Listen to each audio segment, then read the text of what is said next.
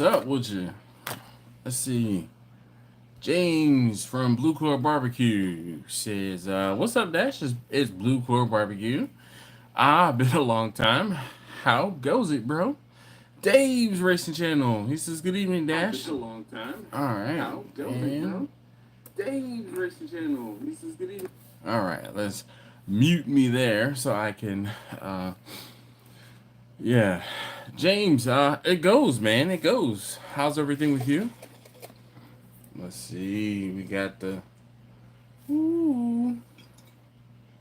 peach. This is some peach brandy, and there's a good 8 ounces left in there. It's like 200 mils for those of you guys who are elsewhere and use different measuring systems. Shout out to the replay gang early. So early replay gang. You watching on the replay? You watching later? Comment down below. Jimmy, how you doing, Jimmy? We about to pour it up. We got some peach brandy going in the cup. This come to the end of the road, the end of the jar. Although we come to the end of the jar.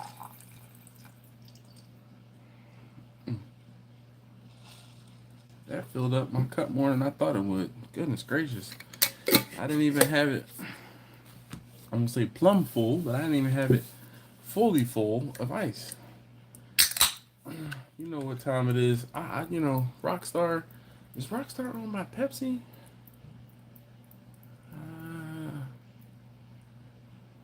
Can't tell. Rockstar. Is Rockstar Pepsi or Coke? Somebody who knows. Actually, let's say I'm gonna look it up in a second.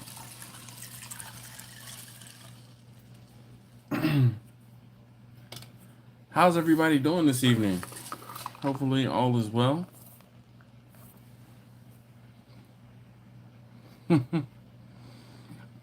Good. Jimmy says, okay, just remember you started it. I remember. But I also know I'm not pouring anything else in my cup. Ice Jam says, good evening, big fella. I hope you have a blessed rest of the week. Peace and blessings. Thank you, sir. Right back at you and yours. Hold on, we might have to set the camera back just a smidge. Yeah, that's a little better. Alright. Let's see. Hogs had just bought me a pair of black something. Jeans, maybe?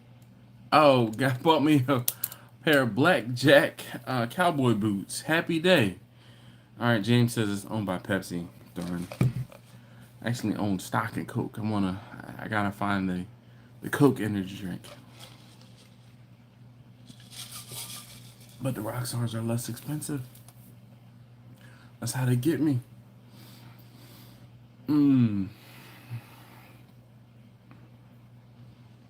So how's everybody doing this evening? Hog. I guess I need to look up blackjack cowboy boots. Jack. Black. If I. Oops. Holy cow. Where'd you get them from? Hog. Texas Boot Company, I guess, sells blackjack men's glossy cigar chairman hornback boots. Yo, $1,100 for a pair of boots? Monster. All right, I'll keep that in mind. All right, blackjackboots.net. Yo, for real?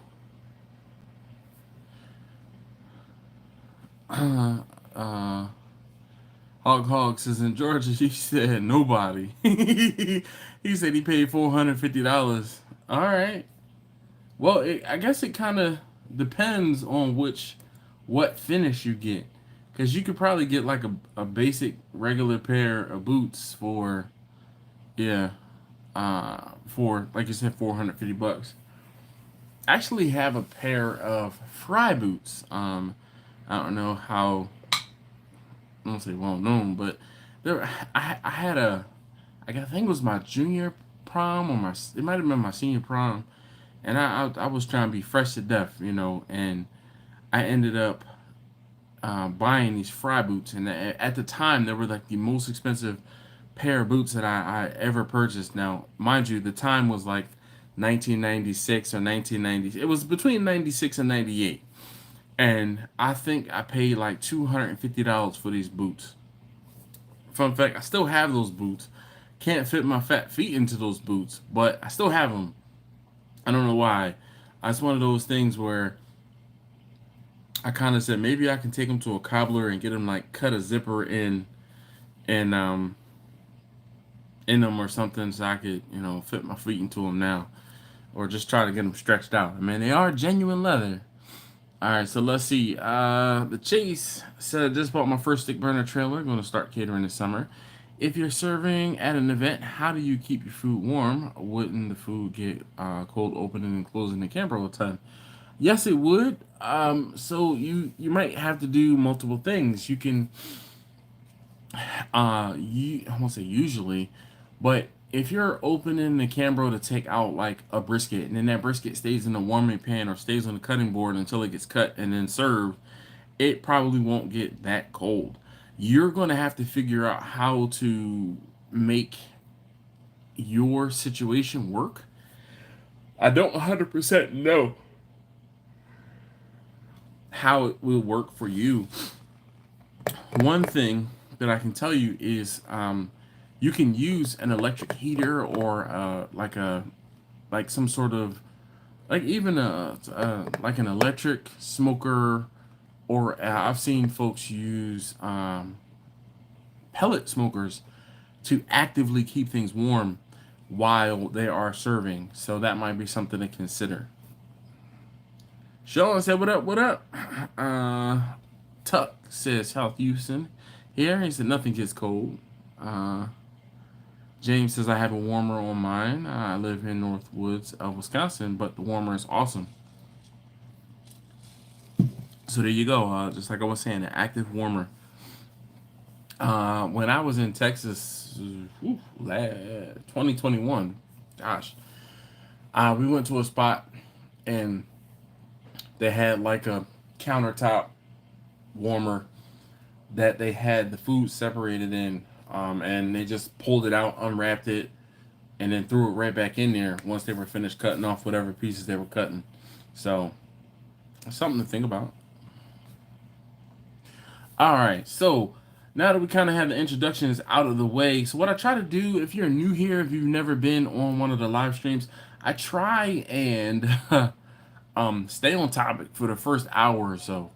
And tonight's topic is it your time to barbecue for hire? And, some of you guys who are out here, some of you guys who are here may have experience cooking for other people.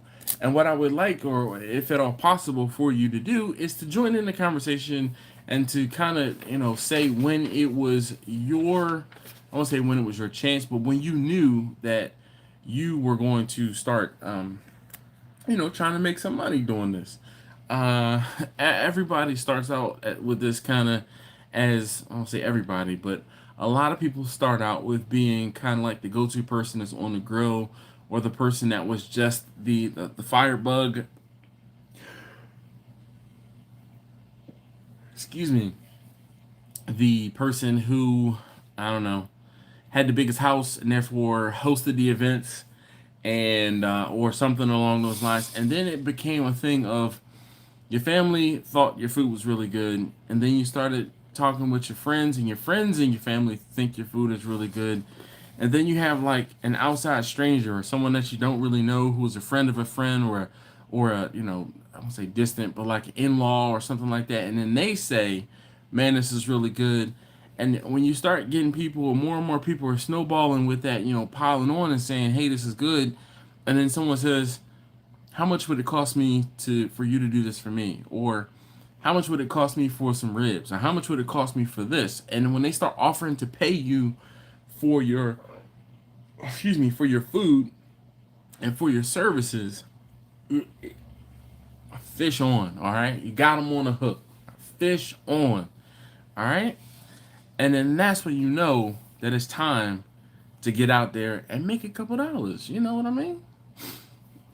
Anybody have any experience, please feel free to chime in and help me out. Tell me what your experience was or is with this particular situation.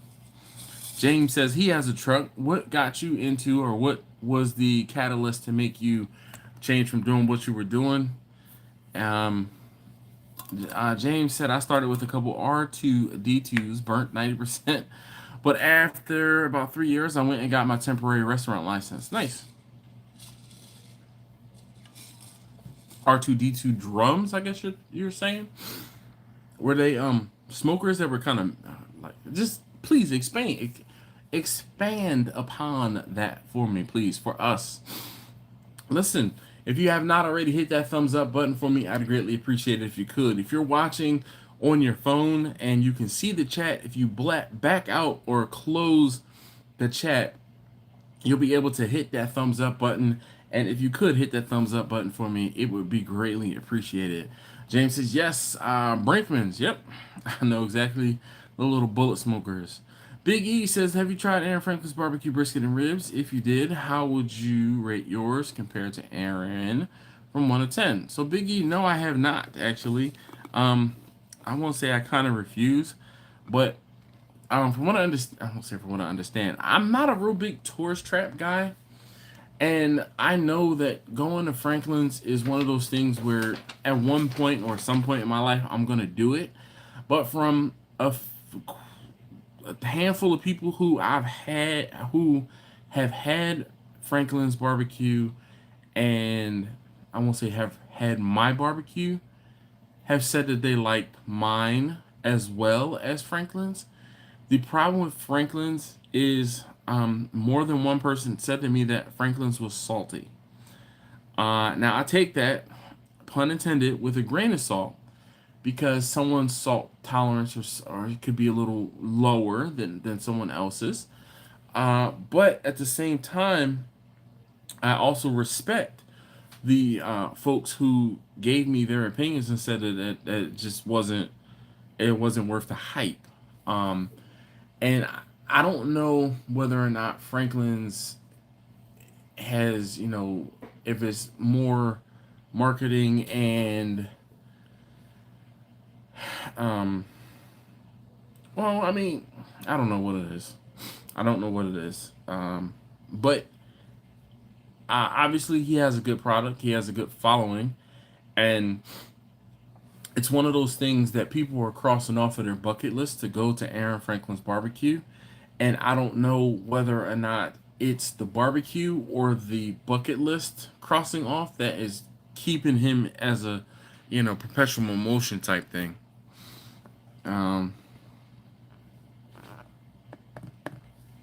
So but I haven't had it to be able to definitively say how I like mine compared to his. But my barbecue, my brisket in particular, is different in that I have a more complex flavor than a lot of folks do in Texas.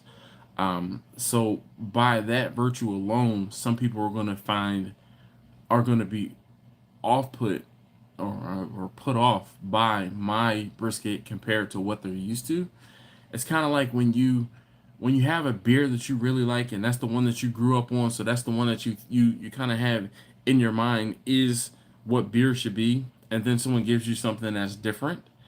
And what's different, just because it's different doesn't mean it's better or worse. It's different, and your opinion could be, have that different beer up here, or it could have it, further down here. So it's kind of a sliding scale. James said also James said he went and purchased a reverse blow and he did his first country fair last year. He said, and holy man, what a rush. Yes, indeed. I can tell you from experience that, goodness, that it is a hell of a feeling to uh like to see people enjoy your food. Like all that time and toil and energy and blood, sweat, and beers that go into it. Usually, when it pays off, that is like the ultimate reward. I mean, I like getting paid money too, but like seeing people really enjoy your food is a whole nother level.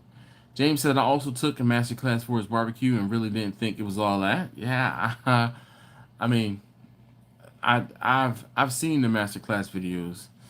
AJ said, "What's going on, man? It's been a minute." He says, "So this begs the question: what's in your rub?"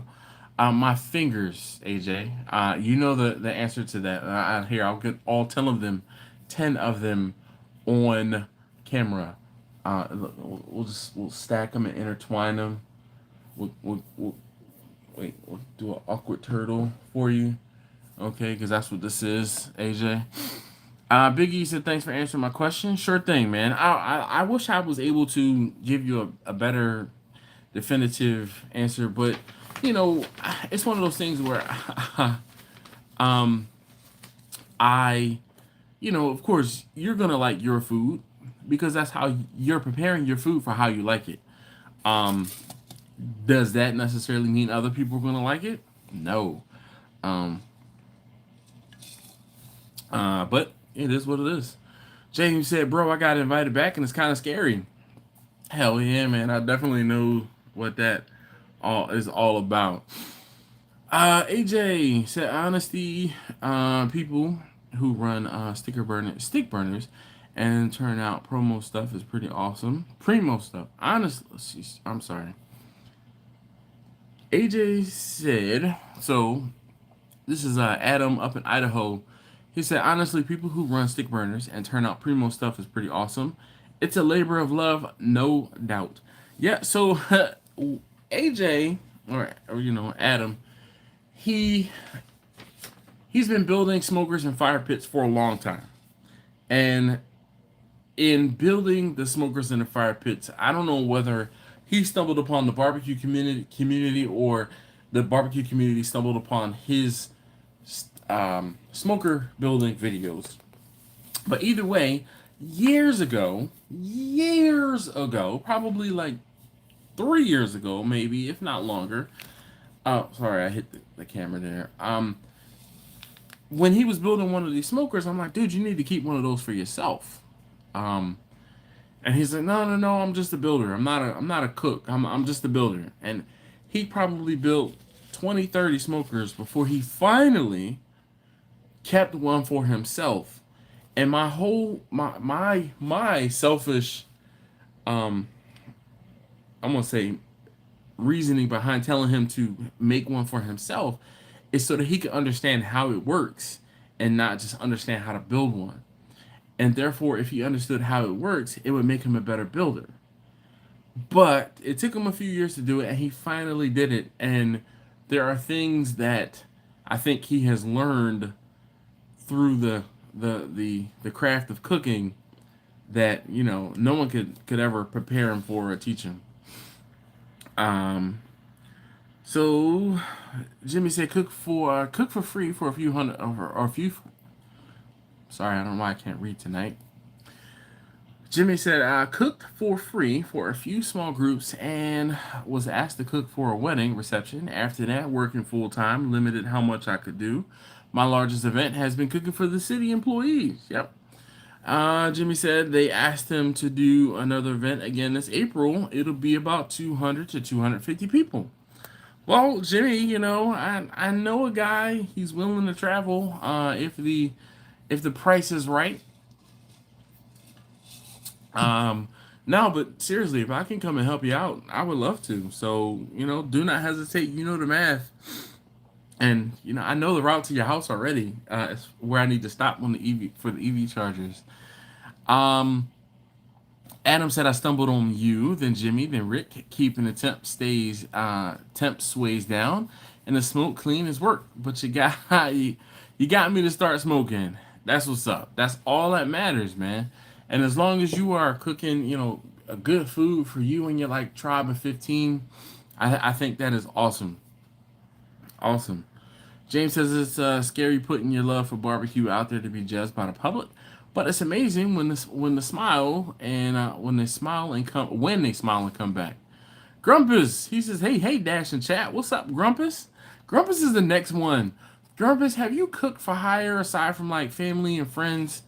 I feel like Grumpus is one of those people who I would say has the natural progression, but should be cooking for hire.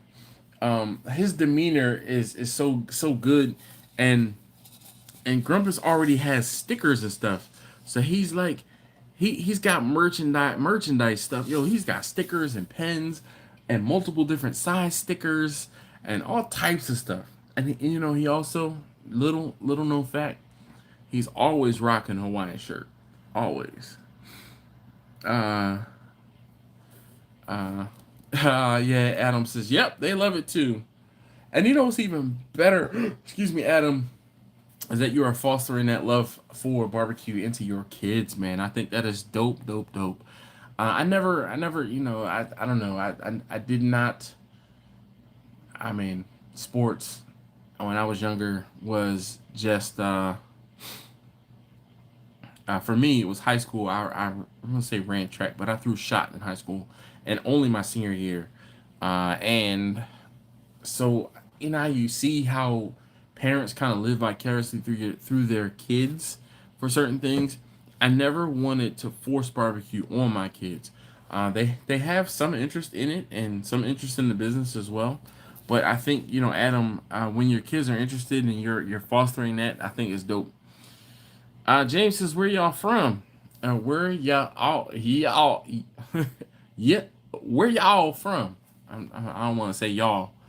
I guess it's like that is a y'all. It's like y'all.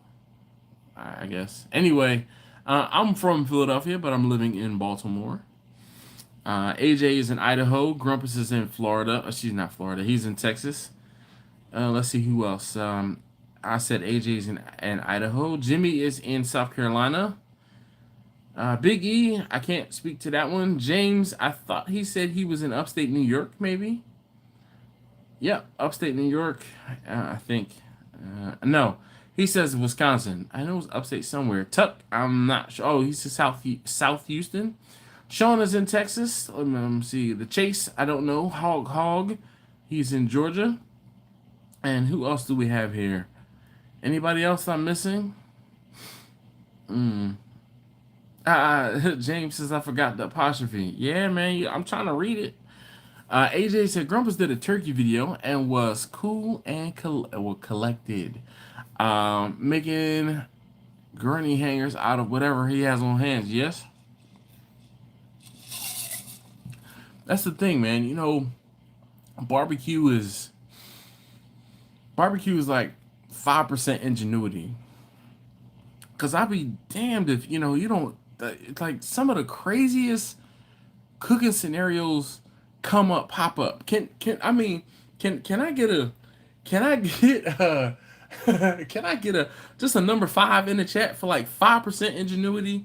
Cause I mean how to rig your smokers to sit a certain way, the water to sit a certain way, your food to sit a certain way, to fit a certain way in a smoker when you overstuff it, dog, to season it not to fall off, or when you are walking out to your smoker with 2 hands full and have to turn the knob. Ingenuity. Can I get a 5 in the chat, please? 5s. Post it. John says he's in Boston. RJ, so what's happening? James says, how do you do cold weather barbecue in Pennsylvania? So I'm in Baltimore. AJ says, turkey hangers. Grumpus says 5. That's what's up. AJ said he stopped YouTube. He said it wasn't really working out. I understand. James, what's going on, man? James. Wait, James. James, do I know you, James? I got a text message from a James I know. Brian, what's going on, man? What the heck? I got some folks up in here. Jimmy says 5. Barbecue 951. He's got a 5 in his name, so he knows he's got the 50. So he knows all about the ingenuity. James says 5. AJ says 5. Tuck says 5. John says 5. Uh, Brian says, Dash, you rule. And another 5. James says, Honorable J in the house. What's going on, man? Da, da, da, da. Square trade. So square table degenerate. See, I'm so degenerated. I can't even speak. Joey, what's going on? He says, yo. James says yes, blue cord, and another 5. 951 says 2 welding blanket and 1 moving blanket in PA is how he cooks in the cold. So honestly enough, luckily for me, and some people are like, oh, you cook inside your garages. You haven't made. My garages are not climate controlled. It's just as cold in my garages as it is outside usually. And I have some videos cooking in the cold. When I say cold, I'm talking in the 20s. So well below freezing, cooking in the cold. And the only advantage I have that I won't say only advantage, or one of the advantages I have cooking inside of my garages is the fact that I don't usually have to deal with the wind or the rain. But what's funny is every now and again the wind will be coming in the direction of the wall of where that window is out of my garage, and the wind will backdraft into my smoker. And I used to, I say I don't have to deal with the rain, but I used to have the roof in my garage had so many holes in it that it dripped and leaked every which way. And there were like I would have to set the smoker up in certain precarious positions, or set the cameras up in precarious positions. Again, that ingenuity, that 5, in order to not get the camera wet, or in order for the smoker to not get dripped on while I was cooking, or I could, so I could stand at the smoker and stay dry. James says he talked to me about a year ago. His reverse flow, I guess Sherman, maybe Shirley smoker. James says, bet those DeWalt lights help. They sure do. That's how I knew I was talking to you. Listen, I tell people, I said I got a friend that works for Black and Decker, which owns DeWalt, and that's why you see so many DeWalt tools around me.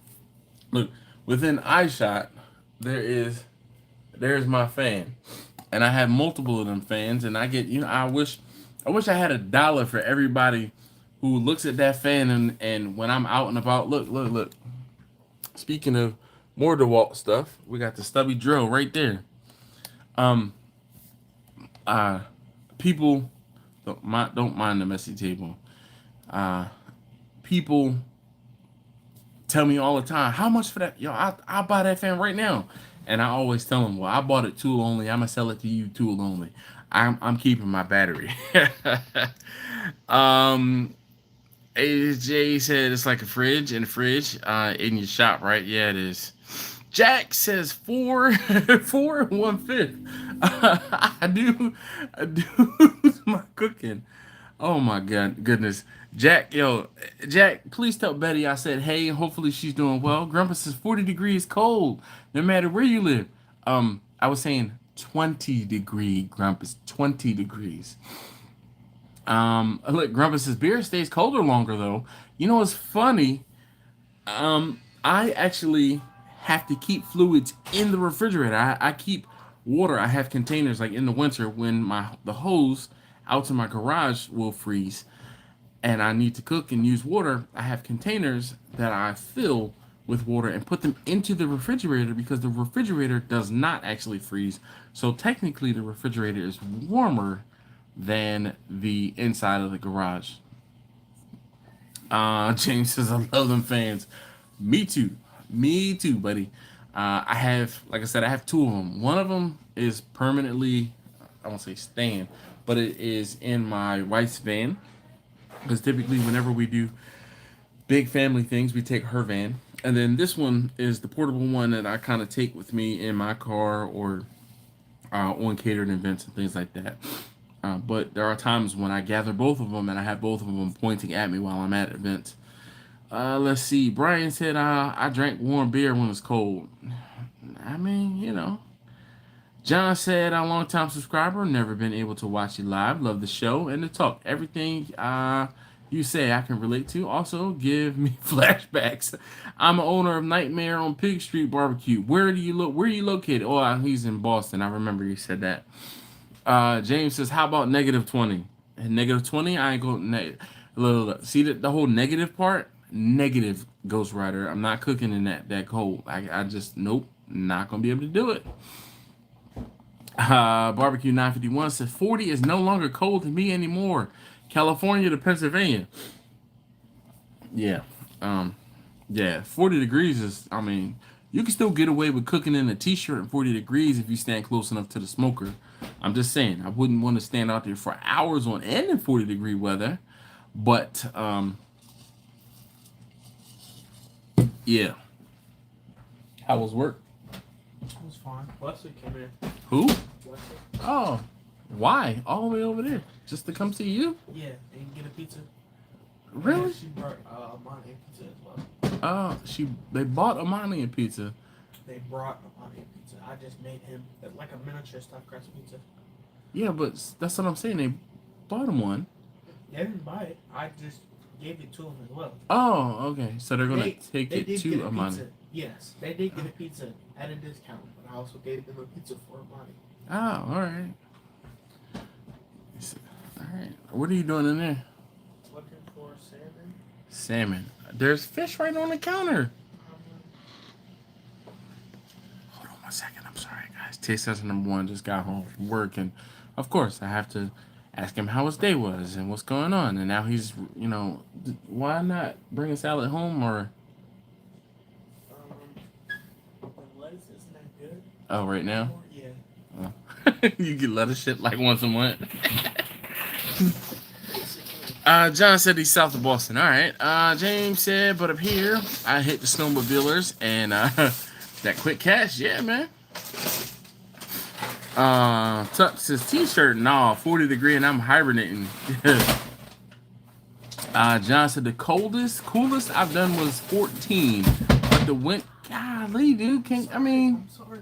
He said, but the wind chill was killer. James's pizza. Yeah, are you not doing carbs right now? Yes. He's not doing carbs right now, so he's not going to eat pizza. He could have had chicken. He probably could have made some naked chicken wings. Oh, wait, they only do boneless. No, they're chicken wings. Oh, you have. They are a little breaded. Also, the oil is crazy right now. Oh.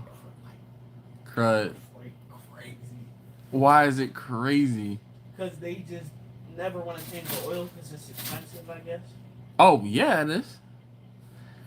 Grumpus said, I'm going to need a jacket at 60 degrees. Listen, speaking of jacket, Grumpus, you can get yourself a Steel Drum Smokers hoodie. Check the link down below. Let me actually see if I can get it. Check the link down below and go out to teespring.com. Come on, where the heck is it? Shirts. Copy link. Holy cow. I don't know if that's actually that's not gonna work. Come on, man. All right. Give me a second, guys. Let me get this opened up, and then I will. Yay. Control-C.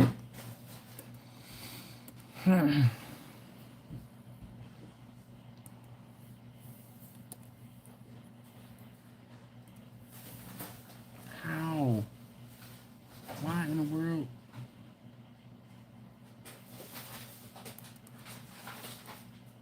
I don't care what the source is.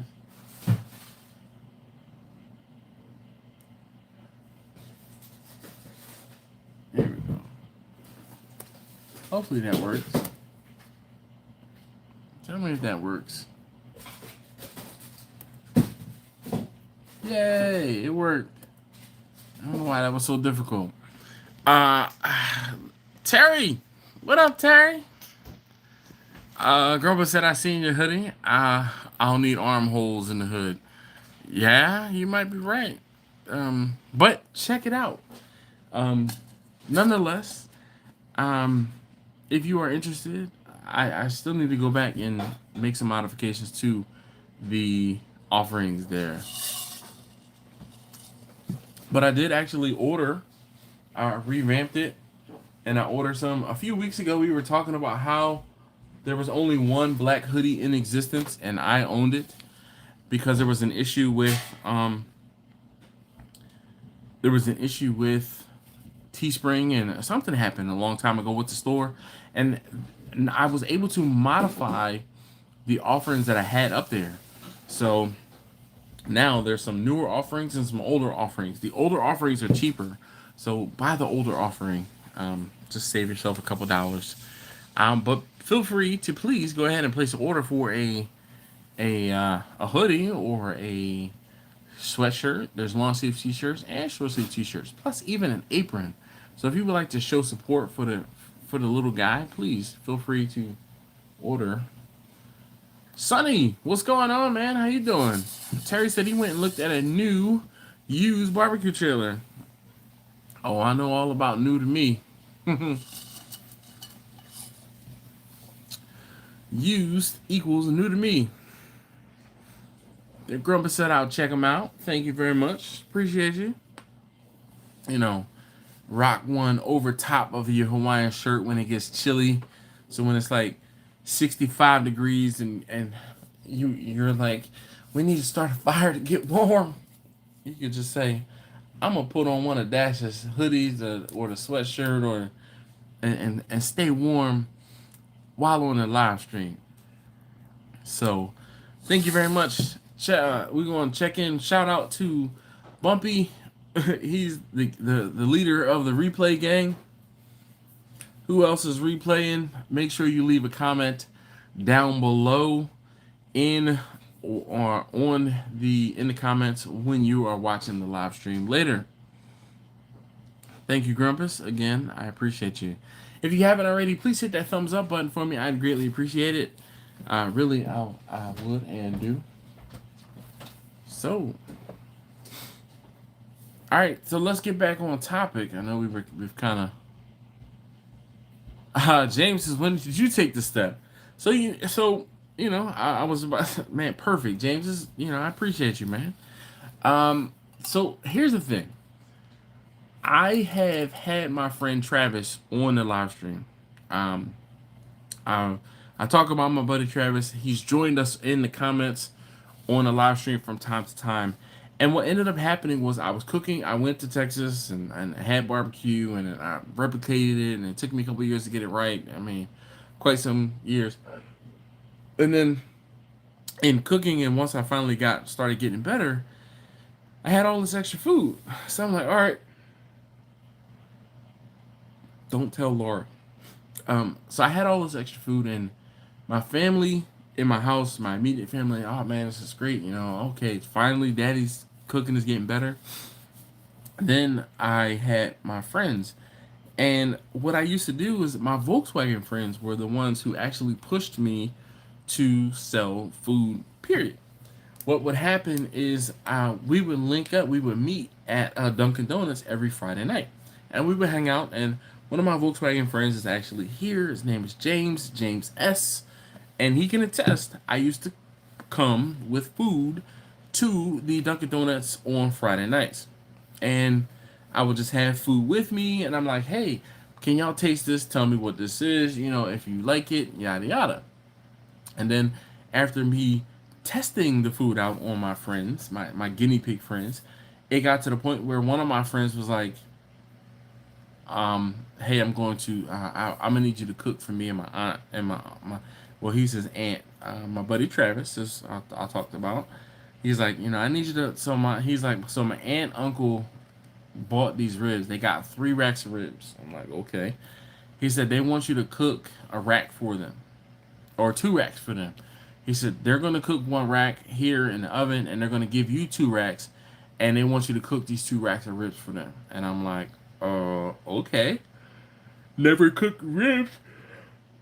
Never cook ribs for someone else. So I'm like, all right, well, look, here's the deal. I said, all you really need to do is, I said, just buy the charcoal. Buy me back charcoal from Sam's. And I said, how about I also get half a rack so that my family can eat the ribs, try the ribs, and tell me what they think. And he was like, done. He's like, how much is the charcoal from Sam's? Now at the time, I was like, oh well, they're like $20 a bag. He's like, here's $20. Here's 2 racks of ribs. I'll see you in a couple hours. Basically, next day. Yo, Travis, come on down. Yo, your ribs are done for your aunt, your uncle. Boom. So he comes down and he gets the ribs, and then I hear from him the next day. Travis was like, my aunt, my uncle were like, oh my god, those ribs are so good, yada yada, blah blah blah. And that was the first time I cooked for hire. So, and then with my Volkswagen friends, it got to the point where the samples became, hey, next week if you have anything left over, hey, next week if you have anything left over, hey, next week if you have anything left over. And I like one of my friends actually put in a standing order. He's like, I want a pound of brisket, pulled pork, or chicken every week. So when I was cooking consistently, I would see him every week at least, and break him off with a pound of whatever it was I was cooking. And it helped. It really did. So, James, you still here? James, DeWalt James, Black and Decker James. We have like an invasion of the Jameses tonight. There are 3, or there were at least 3 Jameses on here at the same time, and I apologize because I know that can get kind of, James. It's funny though, how certain Jameses go by like Jimmy, and then there's Jim, and there's like Jim Bob, and there's Jimbo. Yeah. James says I work for a barbecue wood company, and the first time I cooked, it was so weird. How? Go on. You got my attention. And the first time you cooked for someone else? James says, Jimmy!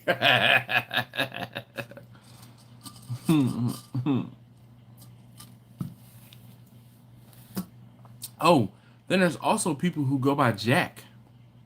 One of my first managers when I worked for the corporation I worked for, his name was Jack. Well, not his name, but he went by Jack. Some of us are actually just Jimmy. Oh, tell me you Southern without telling me you Southern. Just Jimmy.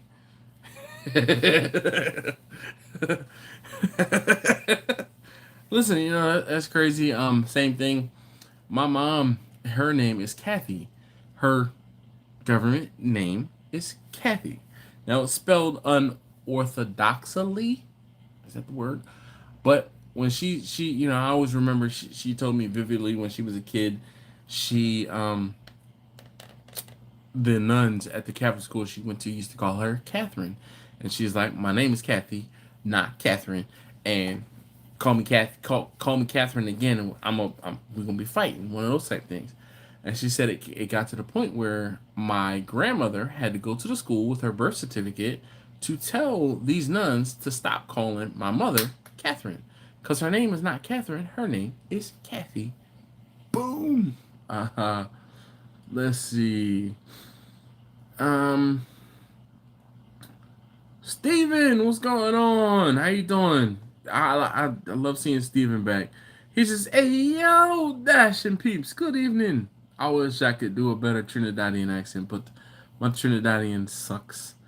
James says, so it was for my company and all the big dudes, and I only served to friends at this point, yes.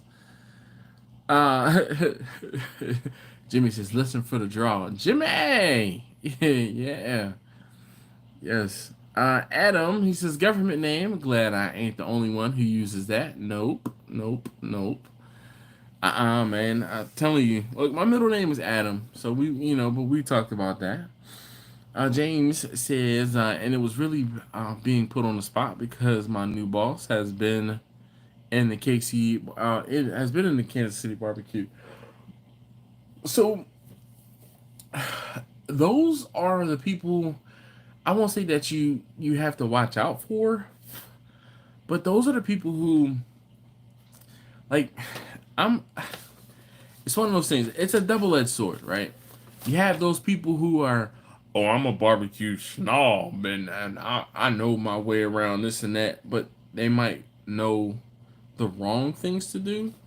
Like, I'm telling you, anytime I see somebody squeeze brisket, they lose points. They fall out of favor. Like, do not squeeze your brisket.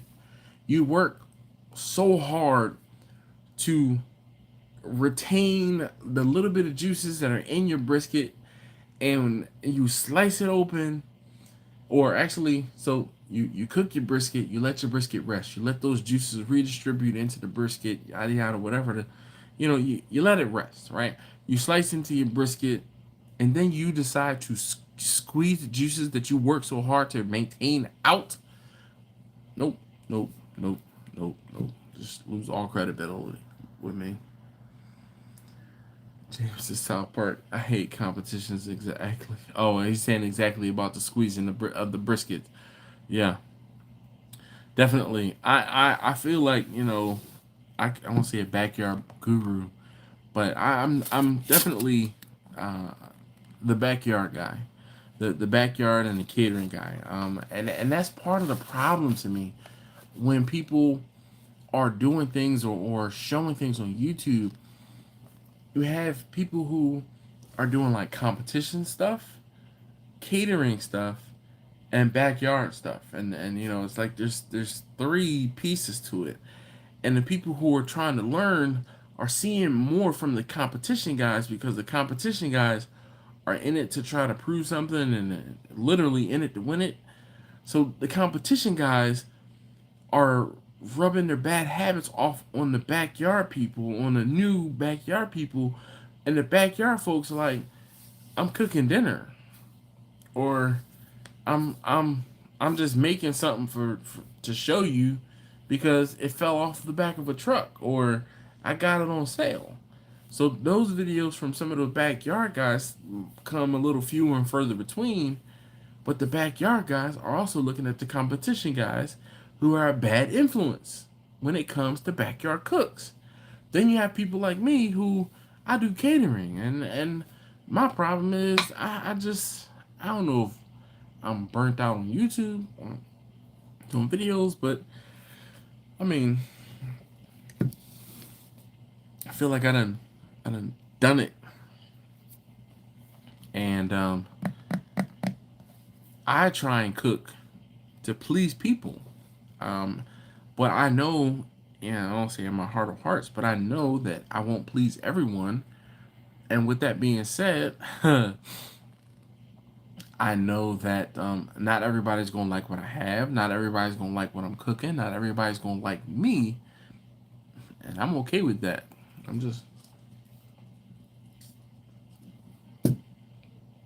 I'm here to help somebody who wants to learn something new about barbecue. And if that's you, sit down. If that's not you, Grumpa says my only competition is myself. I feel like you want to drop one of DJ Cool's bomb like wah, wah, wah, wah. Damn right, Grumpus. The smoking swine. What's going on, Andrew? How you doing? He says competition barbecue is trash.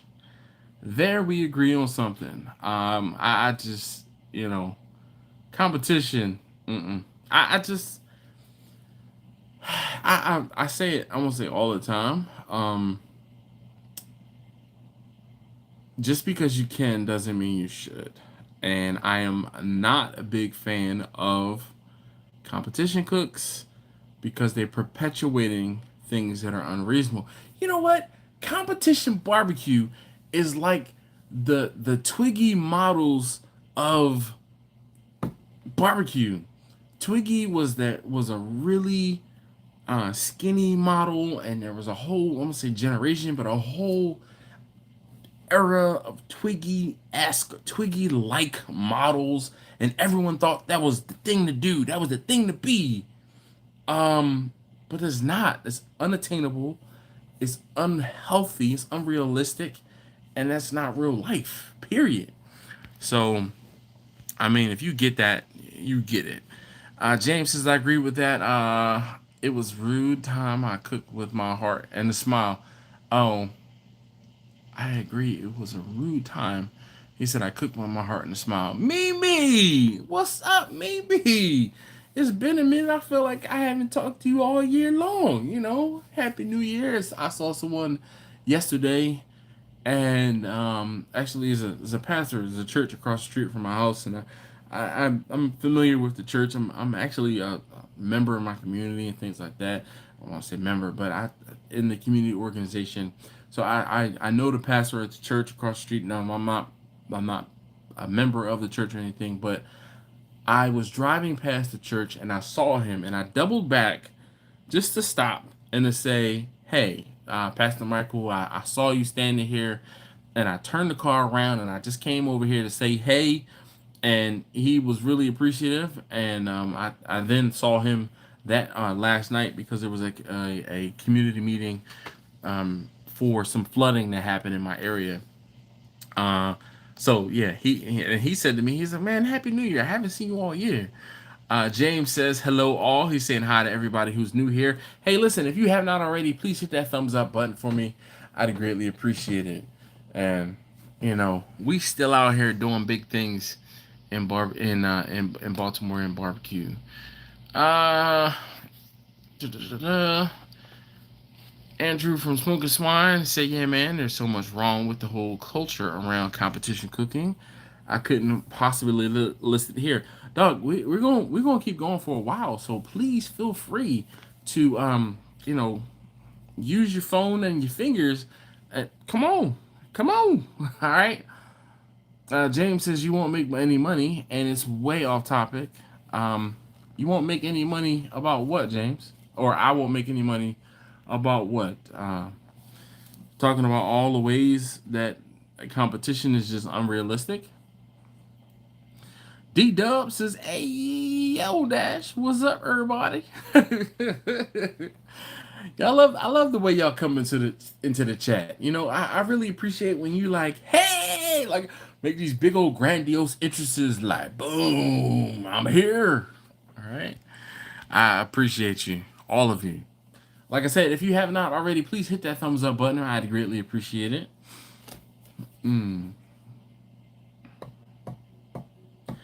Andrew, you gonna be in Timonium this weekend? Oh, James's competition is no money.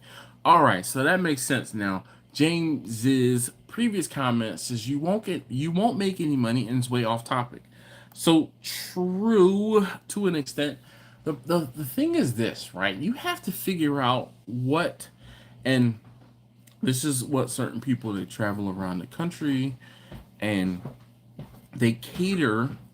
Funny, they cater to the regional judges' tastes. And in catering to the regional judges' tastes, they can do better in scoring and do better in a competition. But again, in my opinion, that's unrealistic. Hey. Oh, he can't hear me. He's got on headphones.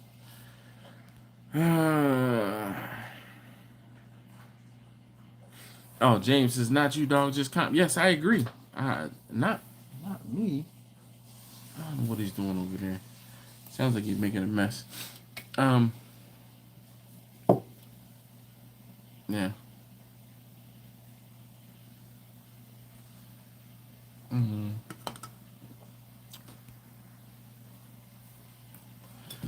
All right.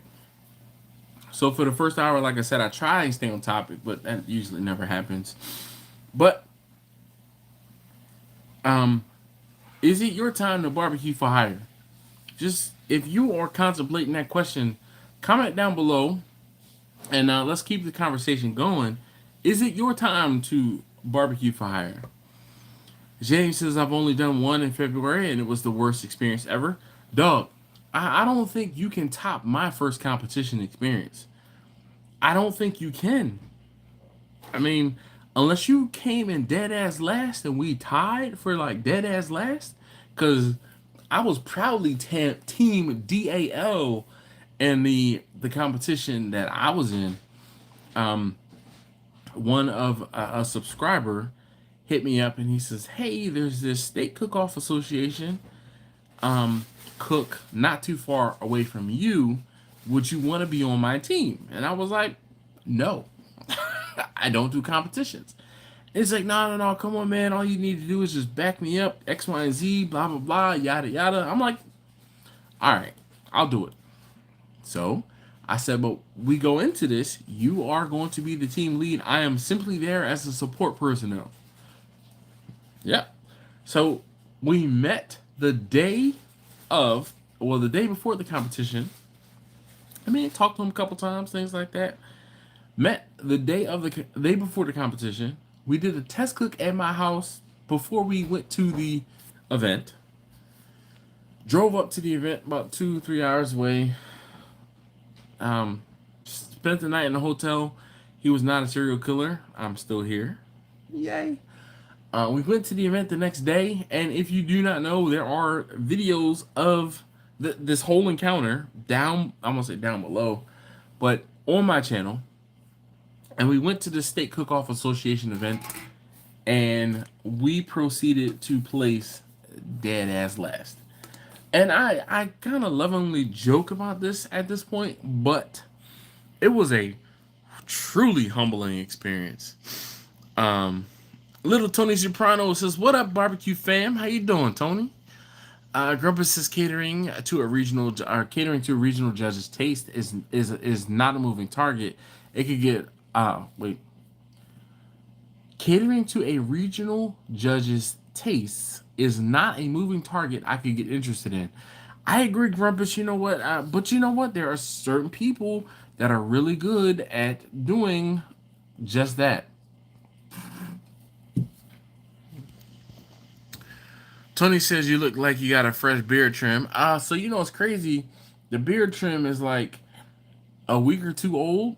No, it's actually, it's been 2 weeks probably since I've gotten my beard trimmed. Like maybe, if not 2 weeks, then maybe going on 3 weeks maybe. But I did line up the beard. I used the clippers, the shape up clippers, and shaved my head and lined up the beard yesterday. Lou says, "Hey, yo, Dash Barbecue fam, what's going on tonight?" Lou made the jump. Lou, how did you make the jump? Because I know he's cooking for folks. D-Dub says, am I the only one? Am I the only slow since Super Bowl? I have a brisket and a ham due this weekend, but otherwise, my smokers have been silent. Maybe it's due to the rain we've gotten here in SoCal lately. D-Dub, I don't know, man. I've had things to do here and there. The biggest thing I did lately was the week before St. Patrick's Day.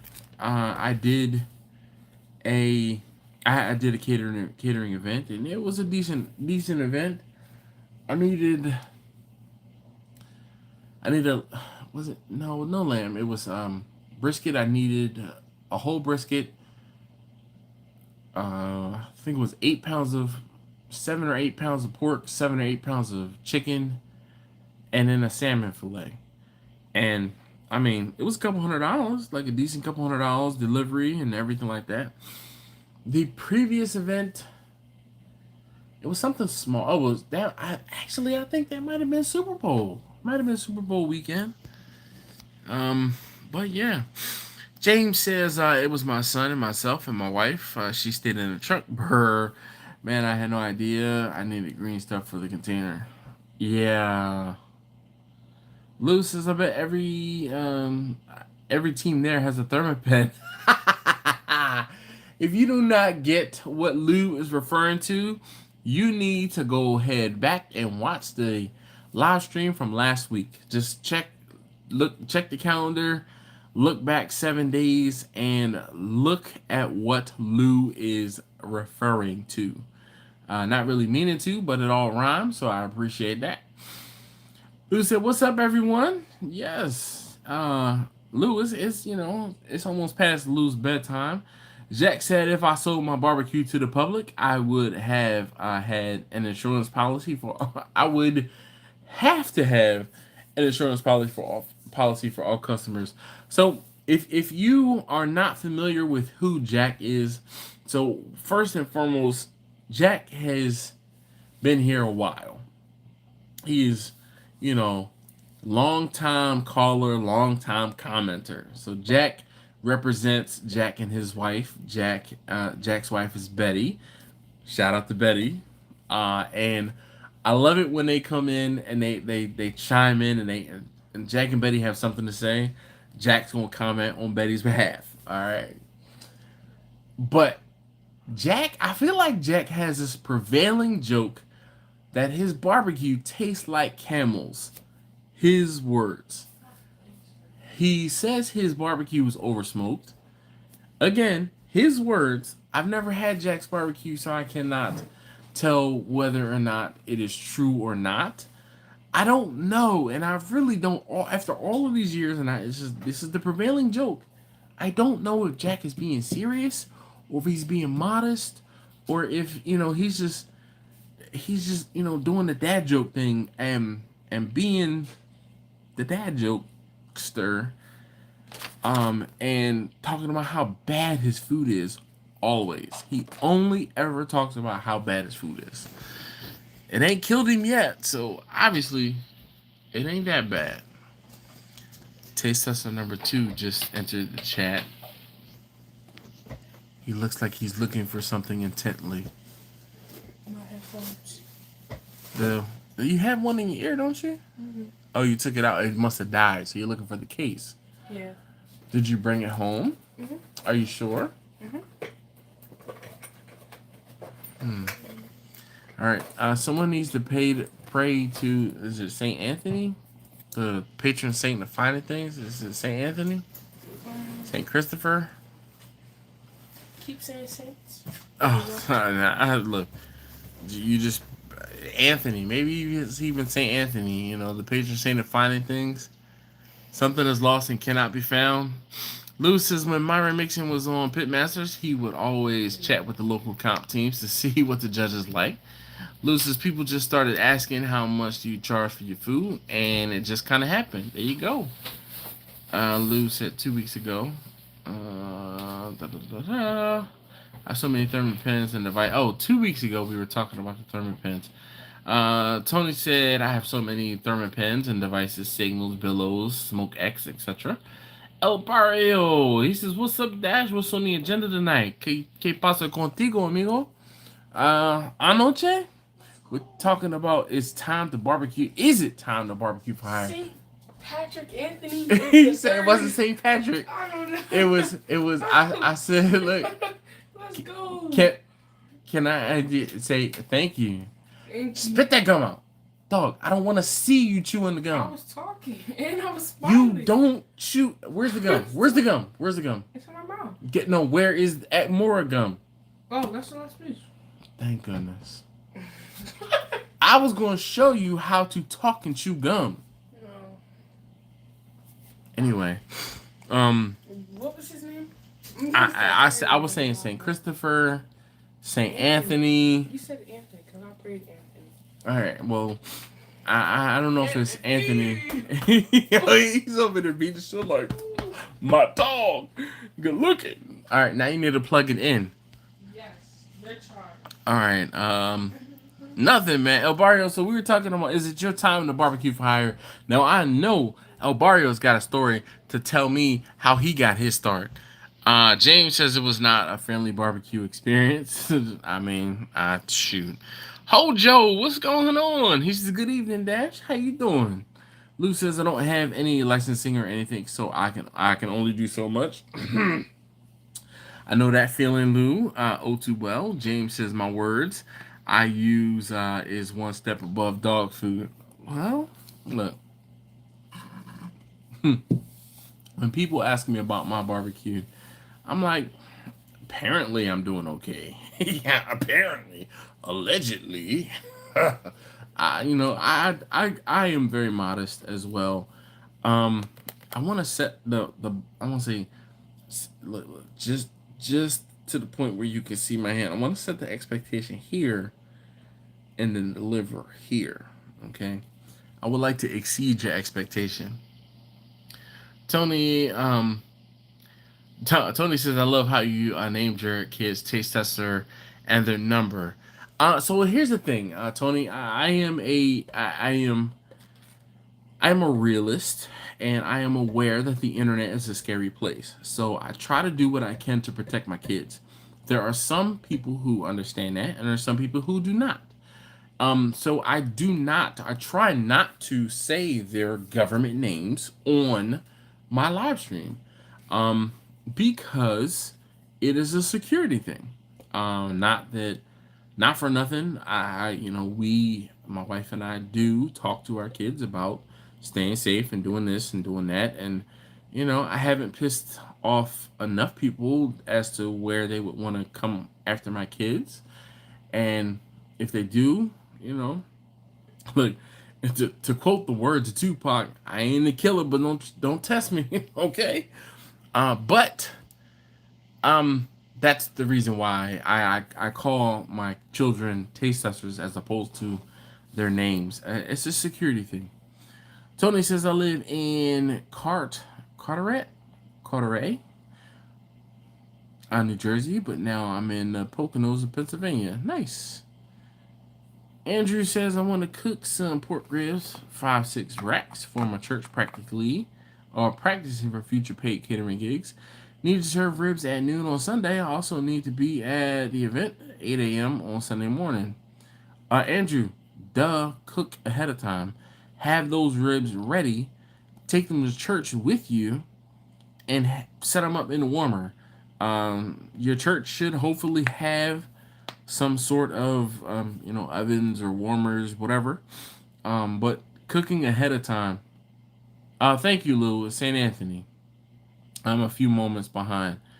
Lou says, "Oh man, spit the gum out. You sound like me at school. No gum, Mr. K's phys ed class, dude. I'm telling you, the problem is I don't have a problem with him chewing gum.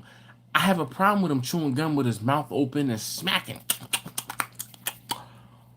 I am a product of my own, I don't say volition, but when I was a kid, of course, in school, you weren't allowed to have gum, so you had to chew gum discreetly.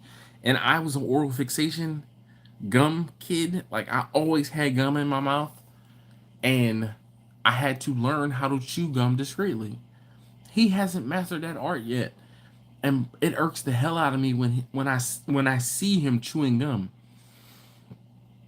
Andrew said, set up and support other preparation activities. Would you start cooking ribs early on Sunday morning or cook Saturday evening and hold the ribs in the oven around 150? Thoughts, advice? Thanks for your videos. It's very helpful.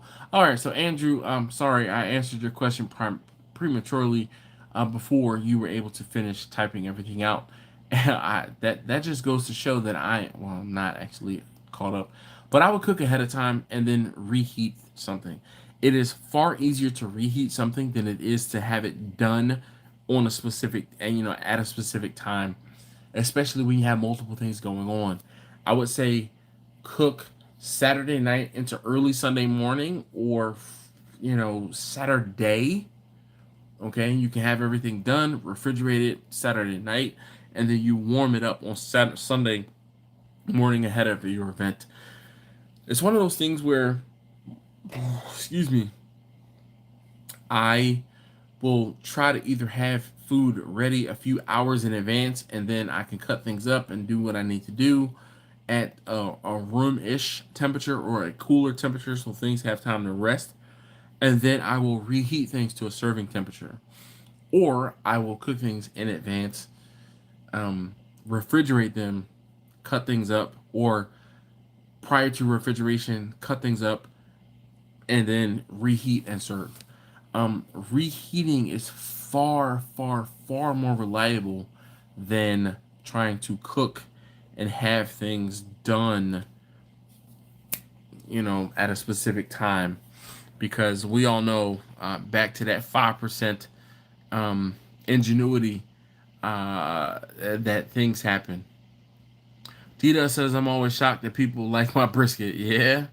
Is it that bad that people don't, like it? I mean, do you like it, Tita?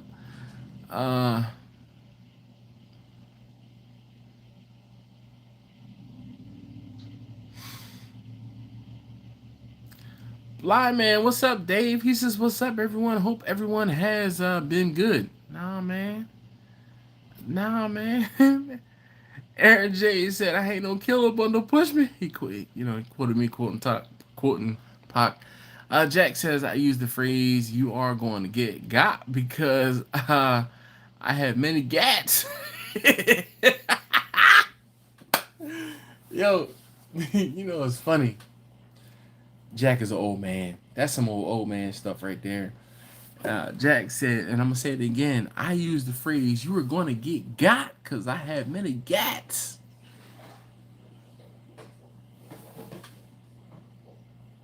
What are you doing over there? Huh? Man, I'm just hearing water running and stuff happening. I'm like, what the hell? I forgot he was over there.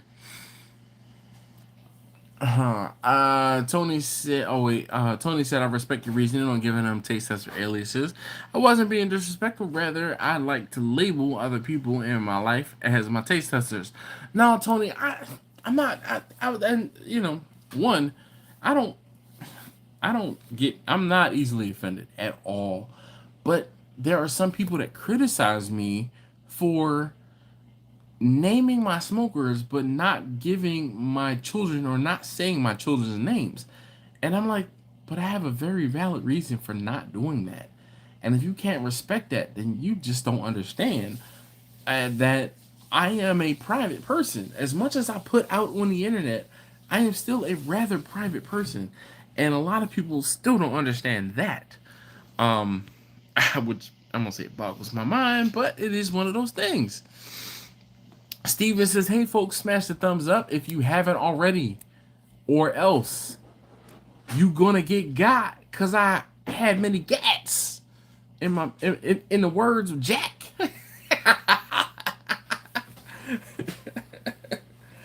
Man, I'm not sober enough to read that statement with any speed.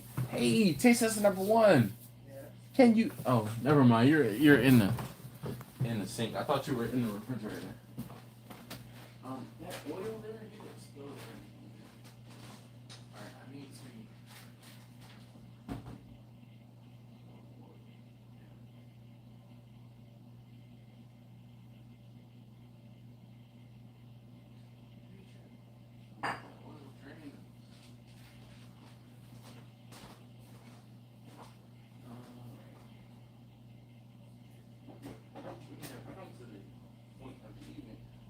Where we switch from the hard liquor to beer.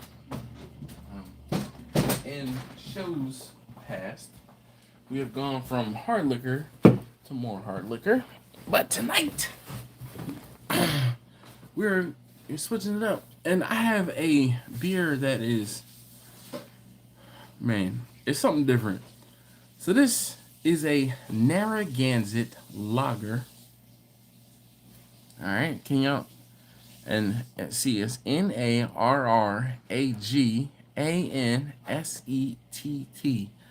That is pronounced Narragansett. Okay.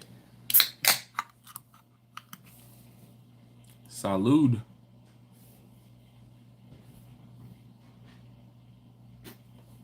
Oh, man. I felt a little tinge of indigestion. I can't remember. I did take an indigestion pill this morning. Alright, let's see. Anybody else have anything else? We're in the second hour. Oh boy. So, First Love always comes in. What up, Marlon? Marlon comes in on the second hour, and he's always got something of merit to add to the conversation.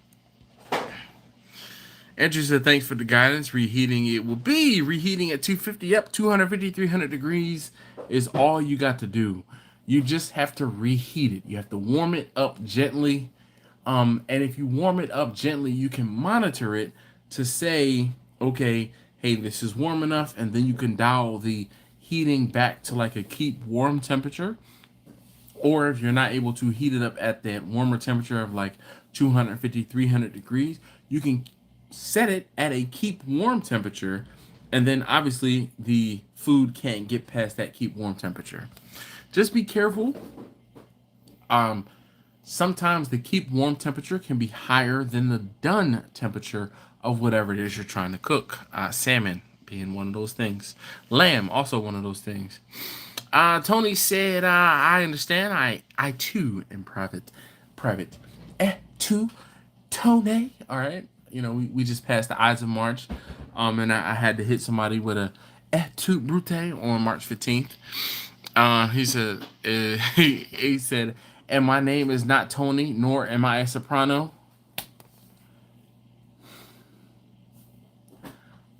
Somebody just type in hashtag catfish in the chat. Like, here I am calling you Tony. Here I am thinking you're a soprano.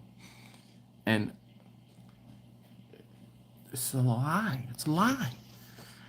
Lou says, I got a roll dash. Maybe back later. Take care, everyone. Yes, indeed. Lou, be easy. Aaron, hopefully, yeah. Actually, it looks like Aaron. He says, Dash, what is your barbecue dream and what's stopping you from achieving your goal? I just want to sell food. Like, I want to stay out of the back of a truck, but I had, so. Can I cook with this? What is it? Butter? No, not that one. That's Mommy's special butter. That's the special Amish butter. How about you look in the freezer for some sticks of butter, and then you can actually use that, and not the Kerrygold butter. Yeah. So look for other butter. Yeah. You know, you get the bottom butter.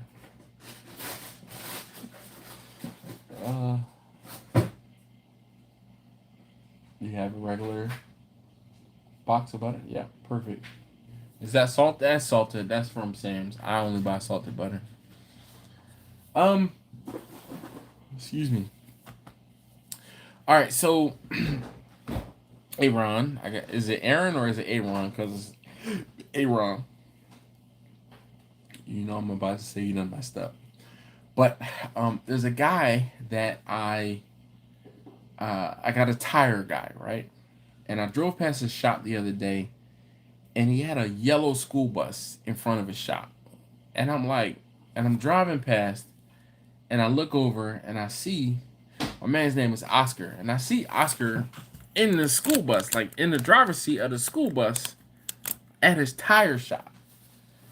And I'm like, I stop in the middle of the street. I stop, and I look back, and I'm like, oh, there's no cars behind me, good. And I look over, and I say, Oscar, is that yours? He's like, yeah. He just nodded his head. Whoop. Pull over. I get out my car.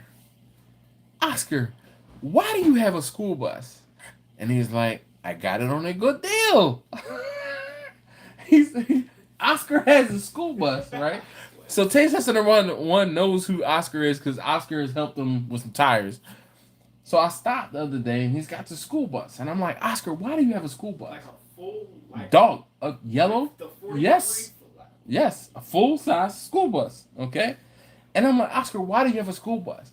And he's like, oh, you know, I helped off a friend, and I sold him a car, and he didn't pay me for the car, so I took the bus and trade, yada, yada. He's like, I'm using it to store tires. And I was like, that's a good damn idea. I said, Oscar, does it run? Yeah. I said, Oscar, keep this bus running for me. I said, I want to sell barbecue out of the bus. Look, the Taste Tester one is like praying hands, like, please. Just give it up. Just give it up. A barbecue bus? That's oh my I know, right? That's what that's that's like nice pricing different? You could just like sell it out the door in the back or whatever. Or... We'll figure that part out. You know, we gotta. You know me. I'm always. It will fit in the driveway. He's funny. Anyway, so I told him. So maybe a barbecue bus. All right. I always thought, you know, a trailer or a brick and mortar, like some place where I can cook out of, but possibly a barbecue bus to, you know, slang my wares. First love said my birthday is tomorrow. The wife is taking him to Texas Roadhouse. There you go, my contribution to the show. Thank you.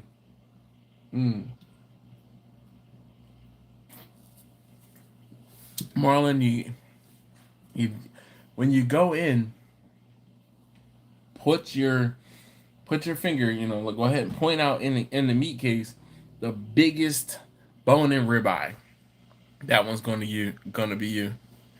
You said Aaron. It's pronounced Aaron. I just have one A. Okay. D-Dub says, no, it's not bad at all. I used to get caught up in it. If you don't look like the brisket I see on YouTube, then it wasn't going to be good. No, I won't say I disprove that. This smoke ring has no bearing on flavor. None. The smoke ring has bearing on how low it was cooked. The smoke ring, oddly enough, is a bearing on. It's not even length of cook either. But the lower the temperature, the deeper the smoke ring. Blind Man Cooking Dave said a barbecue bus would be cool. Yes, indeed.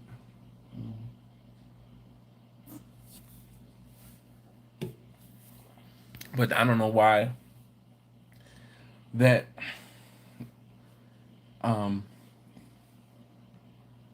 that idea has kind of resonated with me. The barbecue school bus. And you know, it speaks to me on multiple levels because, you know, like it's a big old school bus, man. If I needed to tow a trailer with it, I could. I got my tow vehicle in there.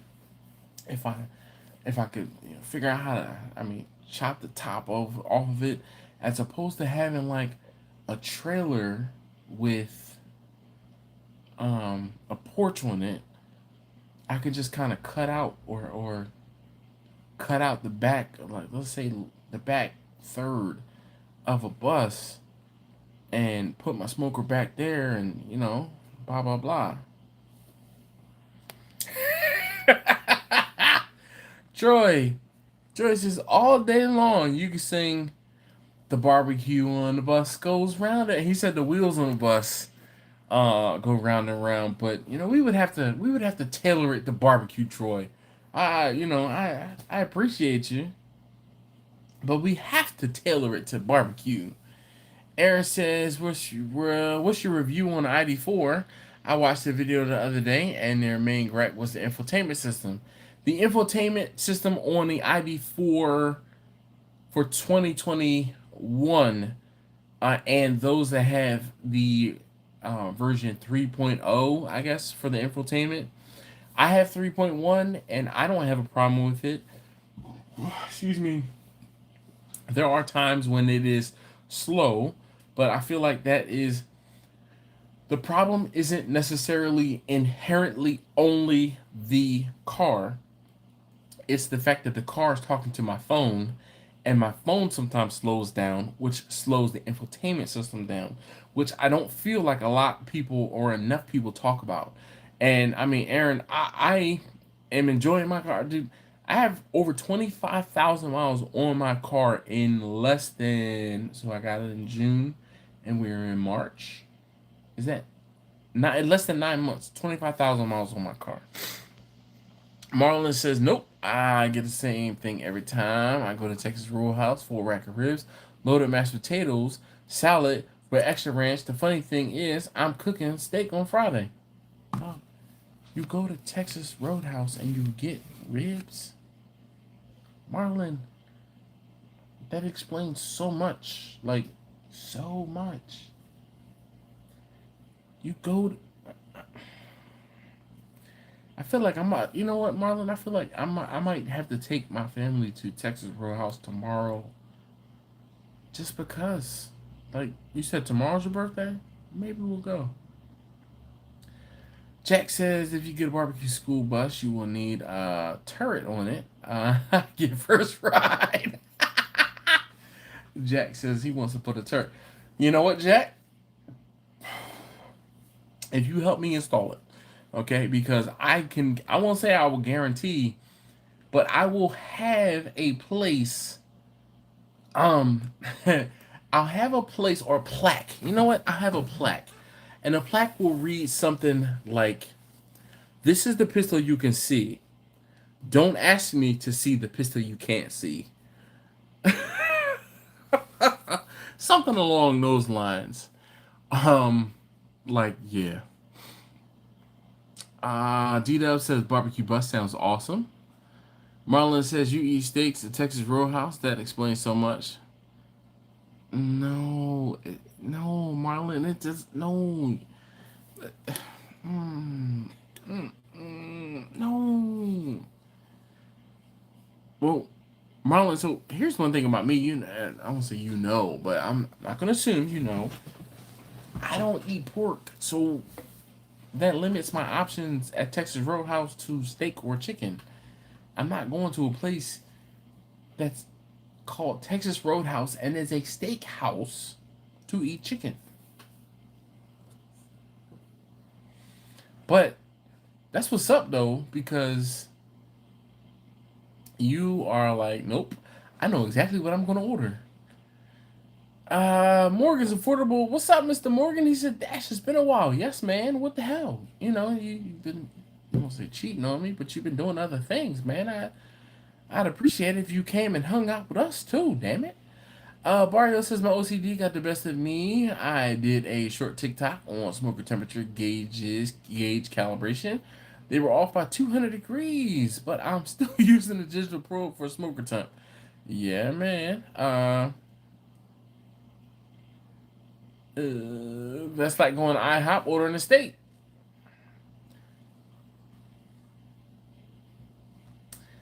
I kind of. So, Barrio, I go to IHOP and I will get the. Is it like. It's like steak tips or something along those lines. But I also get pancakes. The problem is because I don't eat pork, the breakfast meat that I usually end up getting stuck with is steak. Oh, IHOP actually has a pretty decent steak omelet. If it's not a steak omelet, it's an omelet that has steak in it. I'm not a real big omelet person, but every now and again I'll get the omelet, and it's pretty alright. D-Dub says I just bought a 1968 Chevy C30 dually to carry my supplies and on-site cooking events. Hell yeah, man. Troy says I order steaks all the time from IHOP. It's just chicken fried, but it still says steak. Yeah, man. The problem. Marlon is in a mood tonight. He said the problem with going to IHOP is it's IHOP. Everything he's gonna have a problem with any and everything we say tonight. So let's just give Marlon more to comment about. Let's give him something to talk about, all right? Let's give him something to talk about.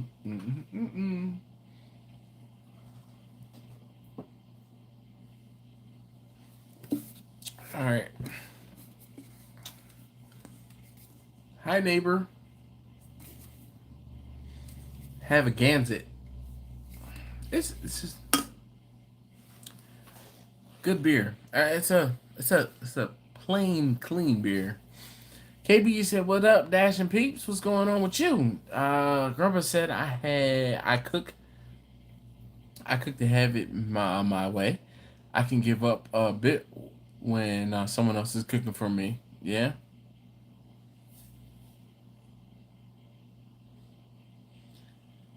Uh, Mimi said D-Dub had a cool truck. Yes. And D-Dub said, Mimi, thank you. I love it. Mm-mm-mm. Art Marlon, bruh. See, this is why I keep Marlon around. Because Marlon, his next comment, it says Waffle House or bust. Dog. Remember how I was saying that tomorrow um we might go to Texas Roadhouse?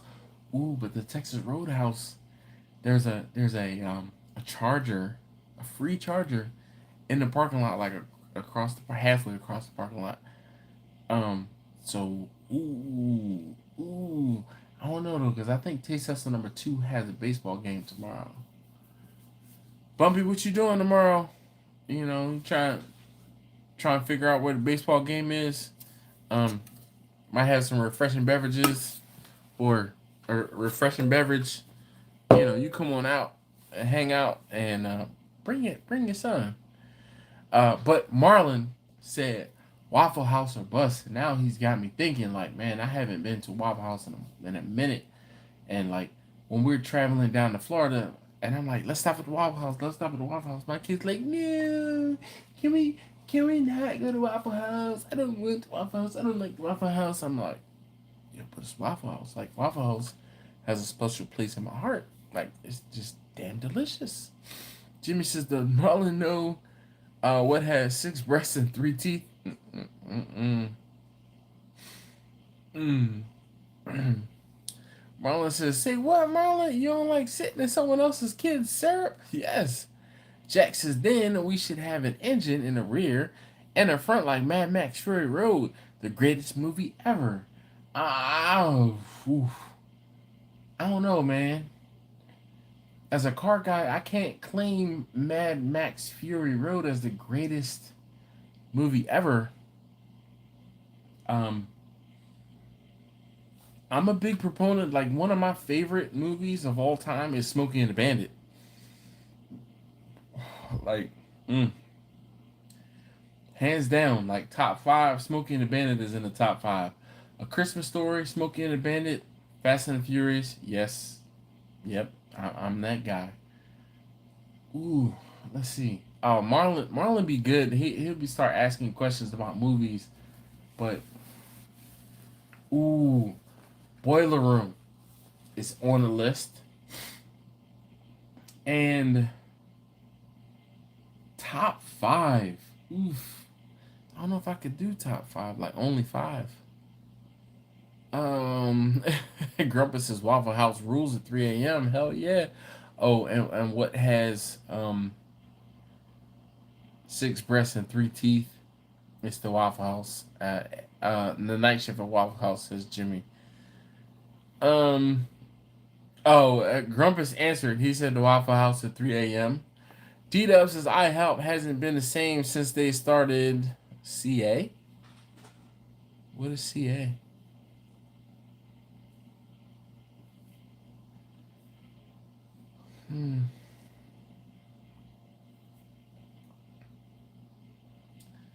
First Love says best mob movie. Go.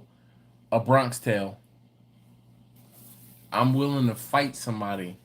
I ain't fighting nobody. I'm shoot first, ask questions later. I don't know why I'm saying that.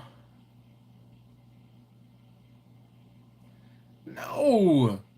I love Smokey and the Bandit, man. Smokey and the Bandit was one of the first car movies that like resonated with me. I don't know why. I love that thing, man. I love Smokey and the Bandit. I want to say you could turn on Smokey and the Bandit. It doesn't matter where in the movie, and I can start quoting Smokey and the Bandit. I've watched it that many times.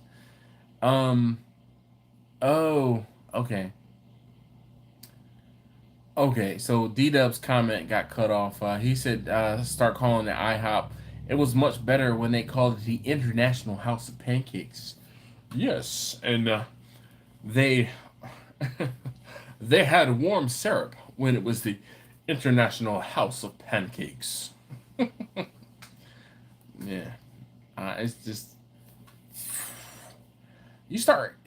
I don't want to say you start, giving things acronyms as I go by SDSBBQ, and the quality goes off. I don't know, man. You have lost your mind. Godfather, it is and always be the best.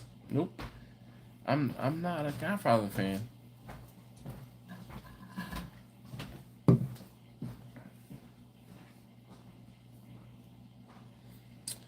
Jack says Mystic River with Sean Penn. He said, yes, Sean is a punk. Okay. I mean, Sean Penn, wasn't he married to Madonna at one point? I mean, look. Hmm.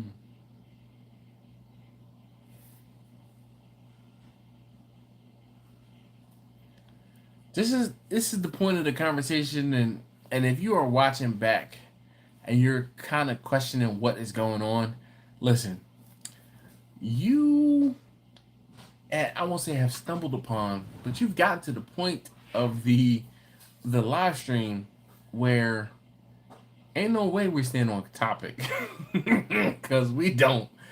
I try to only stay on topic for about the first hour. And if you're here, you are an hour and a half plus in, and you need to comment down below 1 plus or 1.5 plus. Okay? Because, yeah. Mimi says Sean beat up on Madonna. That makes him a punk. Okay. Did not know that. Learn something new every day. Random. All right. Speaking of Madonna, her daughter and I share a birthday. She's way younger than I am. Tony, little Tony Soprano says, "What's going on here?" Sean Penn was the best stoner ever in Fast Times. Wait, what was he in? He was in Fast Times. Was he also in The Breakfast Club? I don't remember.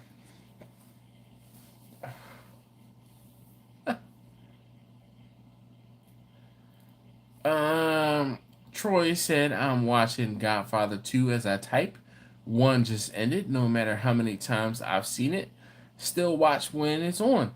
See, I don't know, man. I don't know if it's an age thing, if it's I don't know what it is, but that movie, it just it didn't do it for me. I don't know. It just didn't do it for me. Godfather? Nope. It's a school bus. Diesel pusher or front engine. That's why I was getting front rear. Yeah. So Jack, the one I looked at was a pusher, okay? But I would not mind having a front engine because the front engine, I think the front engine is easier. Actually, no. The one that he had, it might have been a front engine, but it was like a front engine with a doghouse.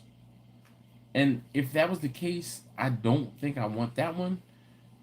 Because I would want a front engine and not a pusher, because the front engine is way more easy to service, I think.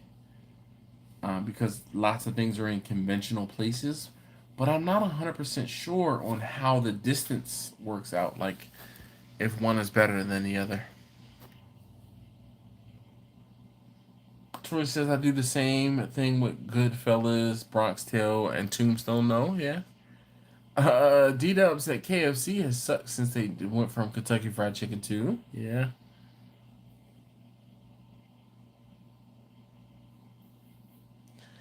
Marlon says, worst mob movie and why is it Bronx Tale? See, here's the thing, Marlon. You gotta remember, right? I'm a little younger than you are, and Bronx Tale was one of the first movies that I watched as a kid that had Mob in it. And that was like, I'm like, oh man, young Colosino and and his girl, and I can't remember the girl's name, so someone comment down below. I don't know why I remember Colosino. Colosino was his name. I can't remember her name. But there was Mob influence in that movie, and it was Robert De Niro was in that movie. It was a coming of age film, all of those buzzwords and stuff like that.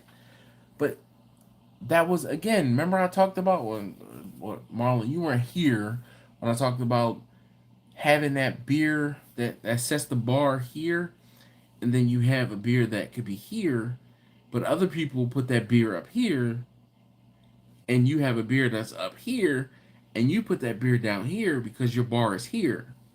So that was Bronx Tale for me. That was like my first foray into, I won't say mob movies, but yes. It usually baked potatoes with a front engine. Yeah. Are you looking to bust as a catering rig? I'm not sure, KB. So the thought crossed my mind. Little Tony Soprano says The Bronx Tale was a good movie. Yes, it was a great movie. We used to cook burritos on a front engine when we were in the service. Nice. Troy says the biker at the bar scene is one of the best mob movies ever. The biker at the bar. The thing about unlocking of the door doesn't mean much with key fobs, yeah. Mimi says the working man is a sucker. Yes, indeed. That is a quote from A Bronx Tale. Marlon says just messing with you because I like the lesson about if a woman doesn't open the car door for you think. Yeah, man. Let me tell you. I made her my wife. She opened the door for me. All right, she opened the door for me. Like I said, I made her my wife. It is what it is.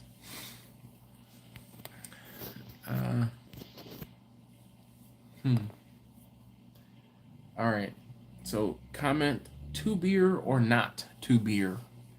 If I should get another, we having a good old time tonight. And 2 beer is way safer than more liquor. I'm not getting more liquor. Troy said, in the Bronx Tale, the bikers that were busting up the bar, Sonny locked the door, said, now you can't leave. And they beat the living heck out of the bikers. Yeah. I'm telling you, it's such a good movie. The Bronx Tale, definitely fantastic movie. KB says 2 beers. Oh, okay, Jimmy. This is a freezer shot. Jojo the Whale. Freezer shot. Dave, you can't. Yeah, he said to beer. No, you can't even see how inebriated I am. Can you hear how inebriated? Of course, I'm not that inebriated. But I was gonna say, can you hear how inebriated I am? And Jimmy told me to go get a shot from the freezer. Troy said, I got mooched. Man. Alright. I'm gonna get up in a second, and I'm gonna do 2 things. First thing, I'm gonna take a shot from the freezer. Tony says, we're not that drunk. We or me? Marlon says, if you pay me. If you pay me. If you know the line, you know the line, we can be friends. Yes. Jimmy said these people need to be educated about the freezer shot. Damn it. Okay. I was just going to go get the freezer shot, take the freezer shot at the freezer, not on camera. But if Jimmy's saying if everyone needs to be educated, we might have to educate the folks. Grandpa said I grabbed the door handle to open the door for a lady last week. I stopped and asked her if it was okay to do so, and to do such a thing. Yes, she smiled, like it made her day. Yes, indeed. You know what, Grumpus? That's one of those things, man. I I was the other day, last Sunday, Sunday, not last, but Sunday. I was getting lunch. I went. Some of you guys know I have a part time job on Sundays, and I left the store, and I went out, and I got lunch. I was getting Chinese food, and it was don't tell Laura. It was a kid, young kid. He probably was like 9, 10 years old, maybe if not younger, and his mom, right? And I'm standing in a Chinese food store, and I'm standing off to the side, but I'm not too far away from the door. And the the little kid, it was funny because the mom, she had two kids, or at least two kids. The other son was in their vehicle, and you could see the little kid that was in the store. He was watching his brother, maybe, you never know, but he was watching the other little kid in the car, and the other little kid climbed from the back and was in the driver's seat pretending to drive, right? And I saw the little kid that was in the store like talk to the little kid that was in the car, and he's like, excuse me, shaking his finger and doing everything, and he's telling him, go to the back seat, go back to the back seat. And then it was funny because the mom was ordering her food and everything like that, or paying for her food actually. So the little kid that was in the store was talking to the other little kid, and the mom was unaware of what was happening. So when the mom finished, the little kid was like, I had to tell, such and such to get in the back seat. He was trying to drive the car, right? And me, yo hablo un poquito español. Yo soy aprendiendo, okay? I speak a little Spanish. I'm learning, all right? Duolingo, 103 days or 104 days straight. Bam! All right. Anyway, but I knew a decent amount of Spanish before Duolingo. Anyway, the little kid in the store is telling about the little kid in the car and yada yada. So I'm like, cool. And I was compelled to almost tell the little kid to open the door for his mother as they were walking out. And almost compelled to hold the door for the mother and the little kid as they were walking out. But the little kid did open the door for his mom, and like it was just the thing was, she was carrying the bags, and he opened the door. Excuse me, and he opened the door for her to exit the store. But I'm a big proponent. If I'm standing close enough to the door and I see somebody walking out the door, I'm gonna open the door for them. It's just one of those things I do. And I won't say sent taste tester number one and taste tester number two. I'm like, open the door for the young lady over there, even if it's an old woman that's got a cane or a walker or whatever. And I'm gonna say, open the door for the young lady, all right? And I've had women compliment and say, "Oh, you're raising a fine gentleman." So yes, chivalry is not dead with me. Mark says, "Hi, Dash. Left a like. Thank you, sir. Appreciate it. Sounds like you can handle another fucker. Damn it." Marlon always comments. He's like, "When Dash is the cursing, you know that he's inebriated." All right, so I'm standing at the freezer. I'm getting out the jar from the freezer. I got the freezer jar in my hand. And I'm going to go to the refrigerator.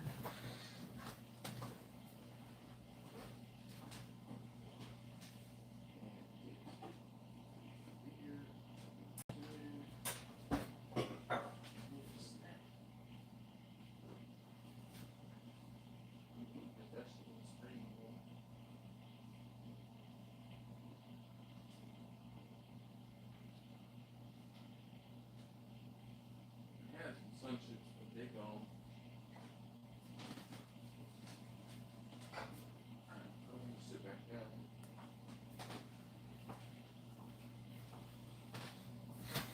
with my beer and the big jar.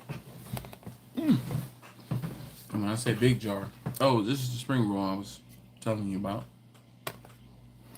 So this jar has a black top. This jar,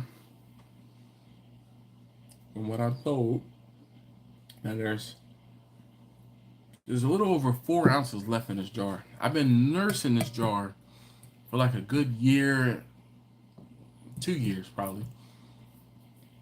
This jar was full when I first got it.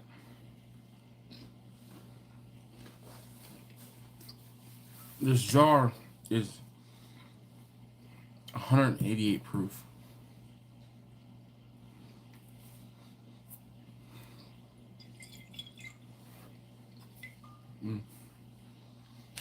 This jar ain't no joke.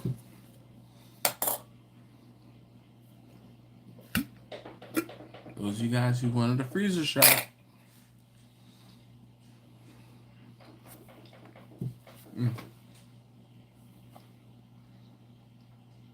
I feel like I need some water, some juice, something.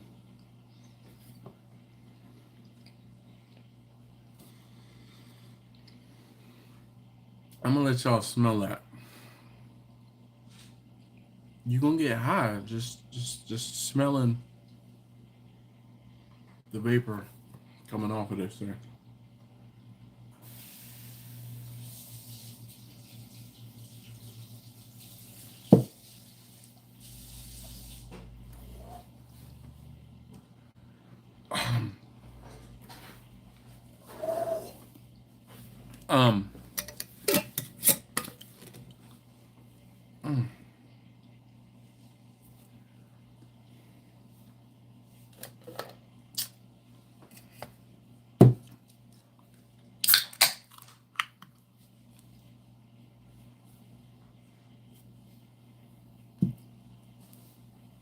Oh, goodness.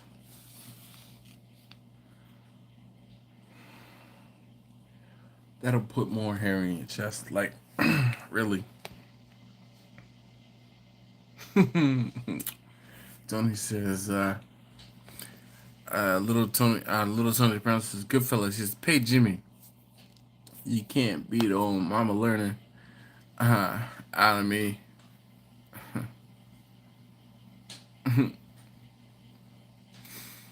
First Love says, Tony Soprano, yep, we're friends now.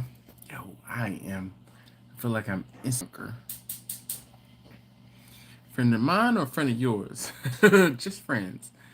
How do you feel about women pumping the gas while the man sitting in the car seat? Oh, Marlon. Talk about striking a nerve. I can count on one hand how many times my wife has had to pump gas in her vehicle since we've been married.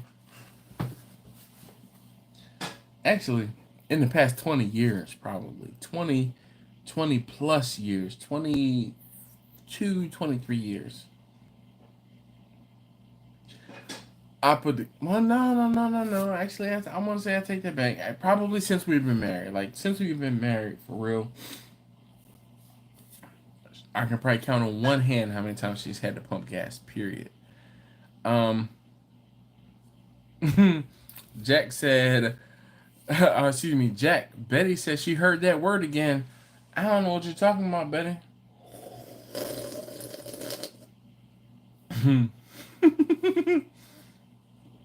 Sean said, shot. Tony said, beer before liquor, never sicker. But see, I drank liquor as the base, and then I had a beer in the middle, liquor, and then some more beer. That'd be alright. The same word I often say after setting down my ratchet, then it's gone forever. Yes, indeed. Grandpa said, if a woman pump a gas while her son is sitting inside, well, I don't know which she should be slapped silly, yeah?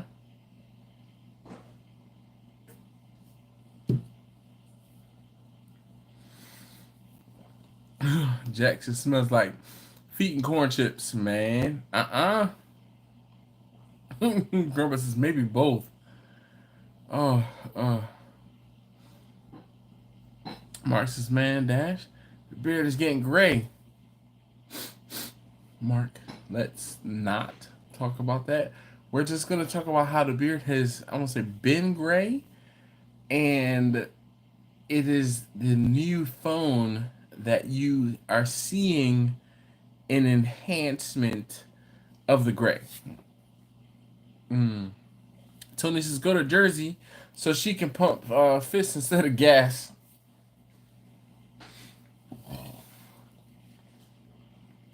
Oh, yeah, man. It's t-shirt time. Marlon says, thank you. If you don't get your butt up and pump that gas.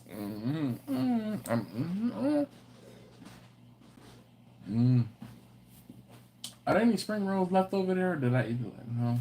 Dang. They were good.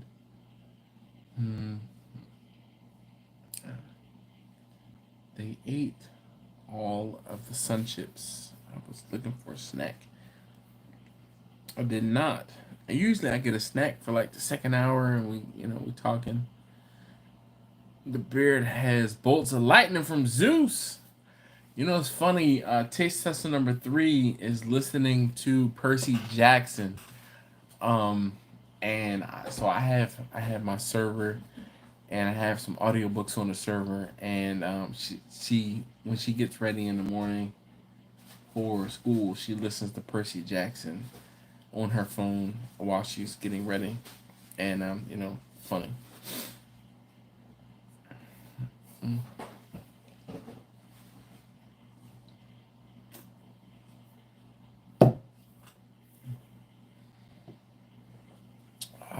Man. So today, randomly, I'm gonna say I decided, but I got crab cakes for us. I'm gonna say us, my wife and I, for lunch. We are home, working. So I got crab cakes for us. And across the street from the crab cake place is a beer and wine spot. That's a liquor store, that beer, wine, liquor. And I got some tall boys here. So we got a 16 ounce. I think this is 16 ounce. Let me just double check real quick. Yeah, 16 ounce tall boy Narragansett lager. I don't know where Angela is or Quentin. Last I checked, I did see Quentin was in DC. I saw him post on Instagram yesterday, talking about the view from his hotel. Last week he said that he was gonna be in DC talking. I can't remember about what, but on behalf of Full Sail University, where he graduated from. Yeah, it's funny you call him the Uber Eats driver. Yeah.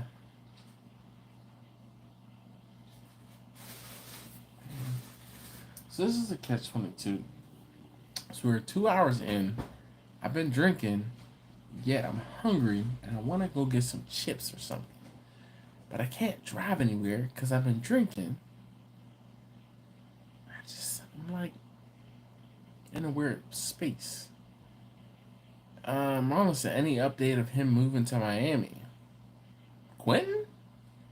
I don't think he was moving to Miami. He just started a new job not too long ago in King of Prussia, Pennsylvania. So I don't think he's moving to Miami, but I mean, I could be sorely and sadly mistaken. He could definitely become a Florida boy.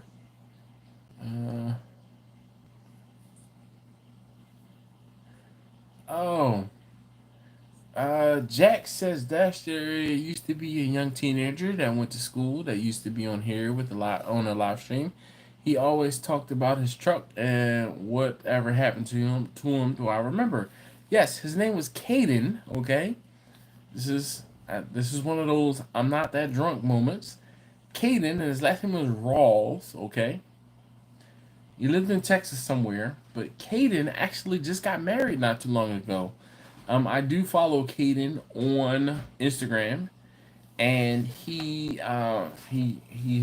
graduated from high school and found, I don't say apparently, but found a woman to shack up with. He got married not too long ago. He found my channel after watching me weld that little red trailer together. And then he stayed for the barbecue, and he used to give me grief about my Ford vehicle, okay? Because he's a bow tie boy. Yeah, Caden is his name, Jack. He, like I said, he just got married. Excuse me. Tony says, because of you, each of my gifts will now be referred in public as donations with a numerical identifier. I mean, I did it. I won't say systematically, but taste tester number 1 is my oldest. He's the first. Taste tester number 2 is my middle child. He's the second. And taste tester number 3 is my youngest and the third. Grumpus' need chips. Now is when your kids driving pays off. Doc, I thought about it, Grumpus. I thought about it. But it is late, and I'm like, it's 11 o'clock. 11:01. But Grumpus, I will tell you, there was when the first time I drove overnight to Florida from Baltimore to my mother-in-law's house in Central Florida. When we got there, it was like 6 o'clock in the morning, and I'm amped, right? I'm amped. We left it like 3:30, 4 o'clock in the afternoon, and we got there, like I said, about 5:30, 6 o'clock in the morning, and I'm like, bing, bing, bing, bing, bing, bing, bing, bing, like bouncing off the walls. And taste test number 1 was still up. I was still up. Taste test number 2 crashed. Taste test number 3 crashed. My wife crashed. I'm like, bing, bing, bing, bing, bing. I need to go to sleep. How do I go to sleep? I'm going to trip. I started drinking at 6 o'clock in the morning. I'm like, yo, I've been up all night. Judge your mama. And then I'm saying taste test number 1 because he was up. And I'm like, yo, can you drive us down to Sam's? Drive us here. Drive us there. I can't drive right now, but he was able to drive. So Grumpus, I am fully aware. Tony says, hey Tony, those your kids? Oh yeah, you asked me about donation number 1 or number 4.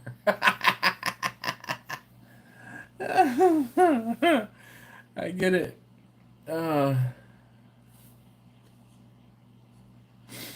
Oh man, shoot. Mark says, Dash, that's almost 50-50. Welcome to old man. You got like 2 years left. Cheers, old man. Thanks, Mark. I appreciate you.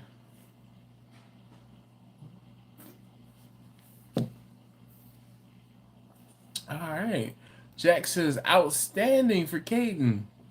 Yes, the trailer video was what brought us to your channel.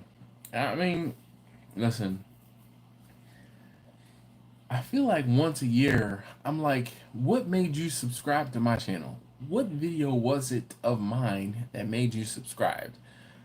Because I get people all the time that oh man, they comment on all types of different videos, and then they're like, oh, you do this too?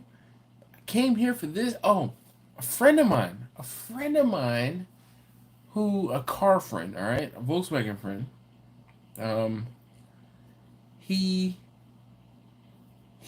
A friend of his came to his shop, and he does cleaning. He's a detailer. He said, so the girl came to the shop, and her car was making a noise, and he said he went on YouTube to try to figure out how to, like, he said, all right, I know what it is. It's your brakes. He went on YouTube to find out how to fix the brakes. He found my video of me fixing the brakes on my Passat. And that was pretty much what he posted on Facebook, right?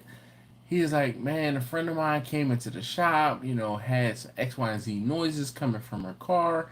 I tell her what it is, and she asks me, can I fix it? I'm like, oh yeah, sure. I'll look up how to fix it to make sure I'm on the right path.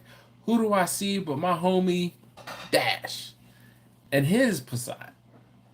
I know I'm in good hands. Boom, boom, boom. Right?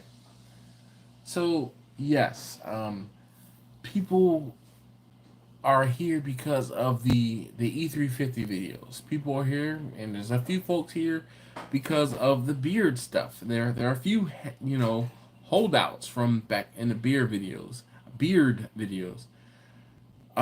Obviously barbecue.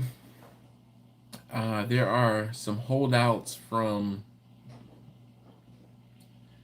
the Don't You Hate It When stuff. Wow, those folks definitely, they deserve trophies. Steven said, "Hey folks, I'm out. 4 a.m. comes fast. Have a great rest of the week and upcoming weekend." Yes, Steven, you too. Please give our best to Jacqueline and the missus. Tony says, "I love hanging out with you guys." Goodness, yes indeed.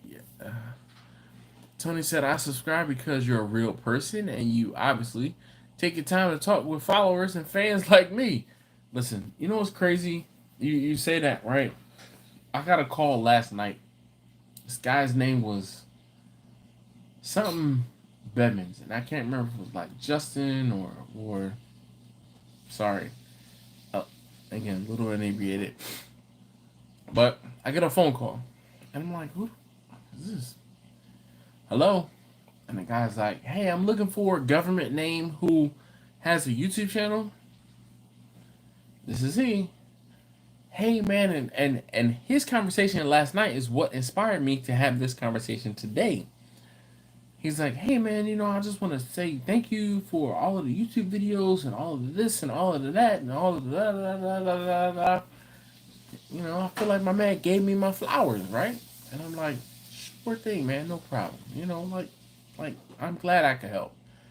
He's like, so, I just wanted to tell you that I'm getting ready to do X, Y, and Z. He was like, he was doing something, and then he said he cooks for his church now. And long story short, he said he was at Kinko's making copies of his flyers to advertise, and he said someone saw the flyers and basically saw the flyers and basically booked him to cook for him. And he was having problems or questions about what to charge. And I'm like, well, this is what I would do, yada yada. And I kind of gave him some guidance. I won't say advice. It was some guidance on what to charge and how to charge and other things like that. And we talked for like a half an hour. Random. There are a few of you who have talked to me on the phone. And my feeling is this: if you went through the legwork to find my number, then I'm going to at least give you, I won't say the time of day, but give you that respect and talk to you. Point blank. There are a few of you guys who have sent me emails and other things like that. I try to respond. I know I'm not the best at emails, and goodness. Yeah. Grumper says, am I the only one envious of CJ's white beard, Mama and Papa Joe? No, I don't want a white beard. I'm not trying to rush that. Johnny! What's up, Johnny? Johnny from View to a Grill. He says, Dash! And then he says, hello, everyone. Johnny, I wanted to tell you, I got the Crave seasonings late last week, I think it was. Mimi said the $50 trailer build is why I subscribed. Well, damn. I did not know that.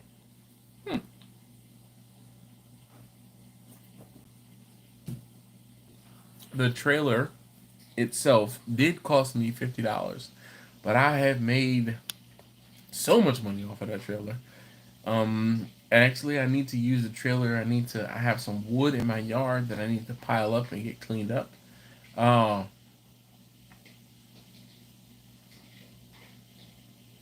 I don't know what Taste Test number one is doing over there. I was saying I don't know what you're doing over there. It's just a salad. Just a salad. It sounds like you mixing like a batter or something. That's how deep you going. Why are you scraping the bowl with the fork like that? I think it's just because I'm getting all the way down in there. Man, use a spatula, a silicone spatula, and don't scratch up the bowl. Then look, he took a bite, right? But he went like this. He put the fork in his mouth and like, it's just lettuce. It's not even any meat.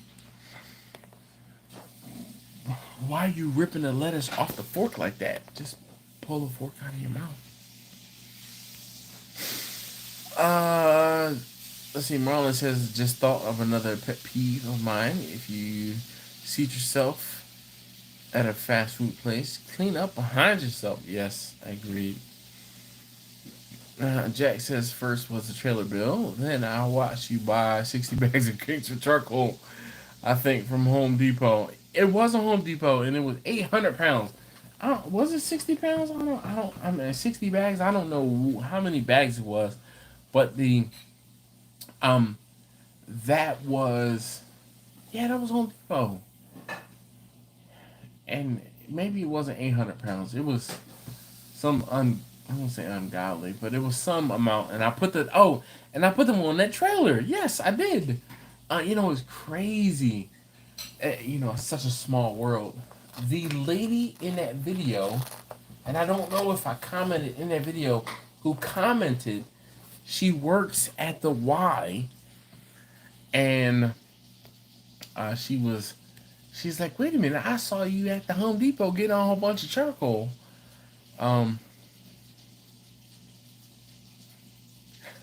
Marla said, I've had you on my show, and you don't give a crap about me. Yep, you damn right. I don't give a He says, LOL. Just kidding. Johnny said, I subscribe because of the eye candy.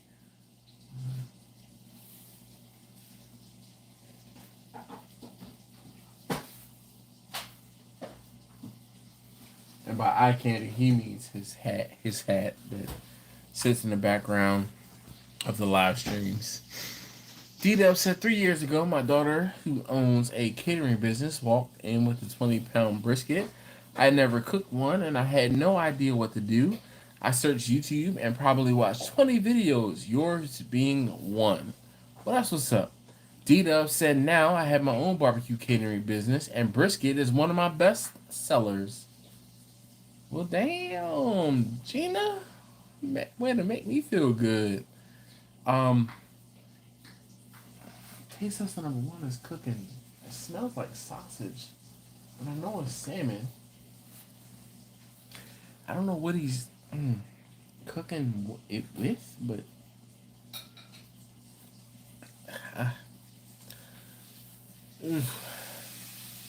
Grandma says I stick around because of things like this. Mini pig in a blanket cooked on my biggest smoker. Thanks, Grumpus. If you have not ever seen that video where I make a complete fool of myself, I would recommend you go ahead and check out that video a little later. Don't do it now. Don't do it now. Now, if you have not already hit that thumbs up button, this is where I'm gonna gently remind you to hit the thumbs up button for me, please. And I'd greatly appreciate it. I don't know what the hell he's cooking over there, but it is something. Certain smells, while you shouldn't be smelling certain smells. Ooh, goodness. Excuse me. Thanks, Grumpus. I appreciate you.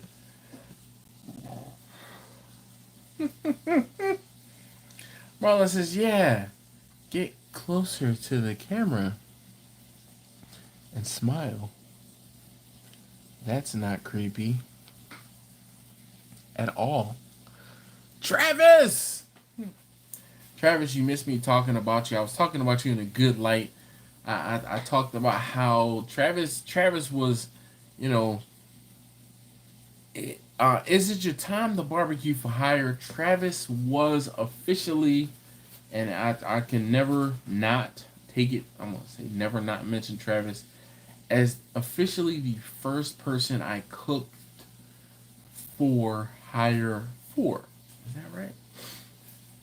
His aunt and his uncle had some ribs, and they wanted me to cook the ribs for him. And like I said, he gave me $20 for the charcoal, and gave me a half a rack of ribs. And the rest is history. Travis, you know we are linked at the hip, so you can say, you know, I don't say when I blow up, but when I get more famous, or it was me who officially what is that? Commissioned him to cook for hire first. All right.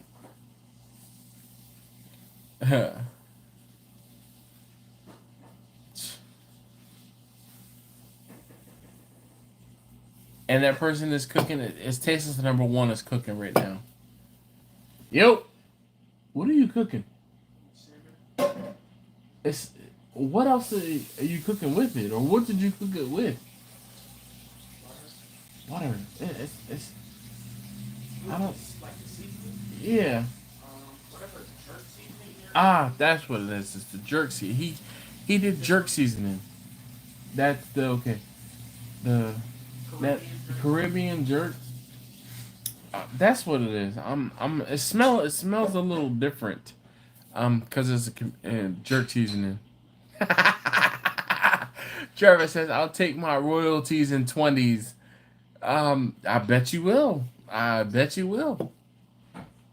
Marlon said, "Real talk. I followed you because oh hell yeah, brother.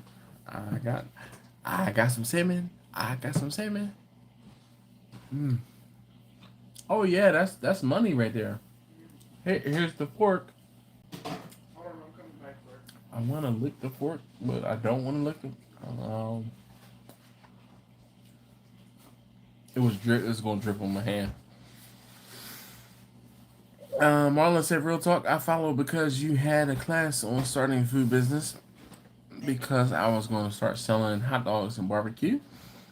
You were and still is a godsend or are a godsend. Well, thank you, Marlon. I appreciate you, man. Dude, Grumpus, I'm telling you, that salmon, the way that it is, chef's kiss. Not everything needs some Uncle Steve's on it, though. Uncle Steve hooked me up and he sent me some shakes, the shakes that I love. Man, there are a couple things that are guaranteed here, and that smoke bomb is underrated. If you have not and do not know what I'm talking about, Uncle Steve shake, the smoke bomb, get yourself some.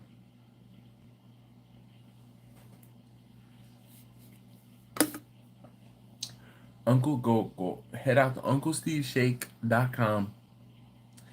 Thick meat, gator shake, smoke bomb. Those are my favorites. I won't say currently, but those are my favorites. The original is good. The smokier is good. Oh man. All the competition rubs, the competition pork, the competition chicken, the competition beef. Fantastic.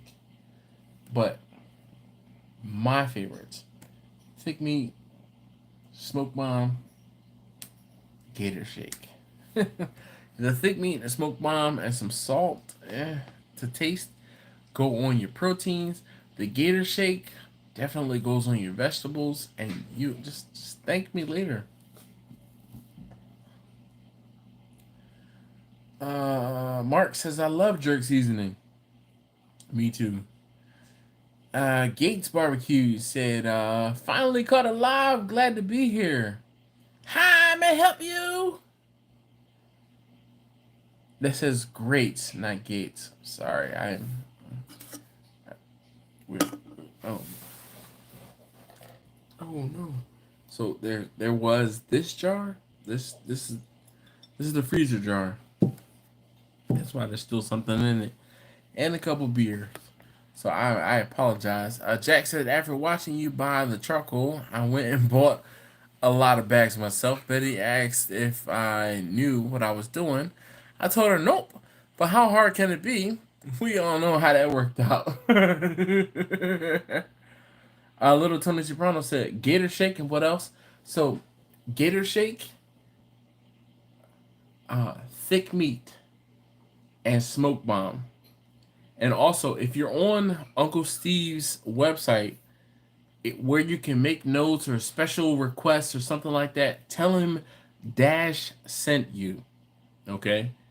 And Uncle Steve is guaranteed to hook you up with an extra little bit. He gonna send you some extra shake or something, whatever he's working on at the moment. Is what? Yeah. Grumpus says Gator Shake on seafood and popcorn. He put popcorn as 2 words. Popcorn. I mean, is popcorn 1 word or 2 words? Comment down below. Popcorn, or is it popcorn? Come on, y'all. Get on your tablets, on your phones, on your laptops. Comment either popcorn, or popcorn.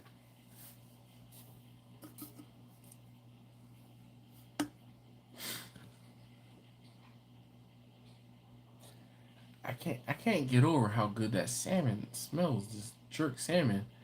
I really like jerk. I like jerk seasoning. I like the powdered jerk seasoning. My wife is not the biggest fan of that jerk seasoning. Grandpa says, I refuse to be wrong. I mean, I wasn't wrong. I was misinformed or misspoken. Again, I am. Shoot, it's 2.5. We're almost 2.5 hours deep. I've been up since 5:30 this morning, and we're almost at. It's almost midnight. Great. Excuse me. Says 1 word. He said, "LOL, Grumpus." I feel that. Grumpus said, "I refuse to be wrong." I've met Grumpus, and he's not so aggressive. He said, "I refuse." Grumpus has one of these. Grumpus really has like a mix between Bob Ross and Mr. Rogers. If you've never been a Grumpus's channel, definitely head out to Grumpus's channel first. Second, Grumpus. If Grumpus had to say it, like I said, a mix between like 50-50 Bob Ross and Mr. Rogers.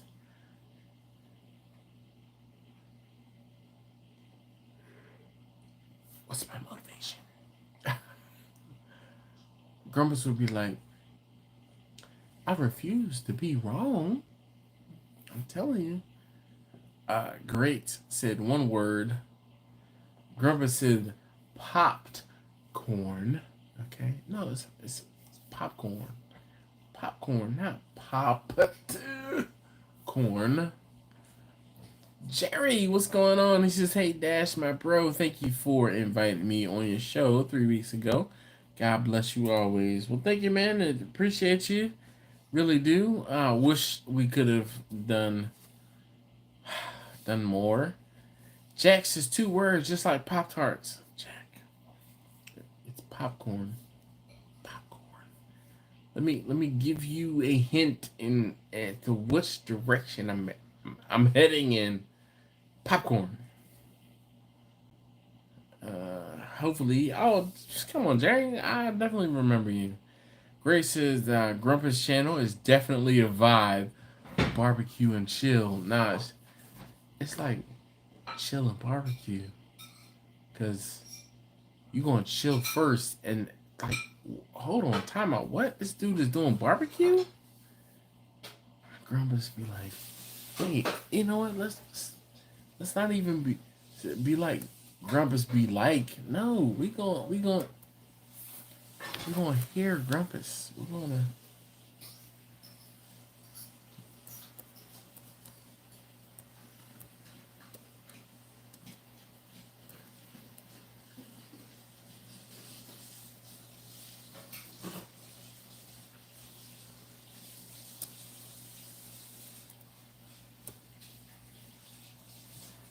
So you go to Grumpus on Fire.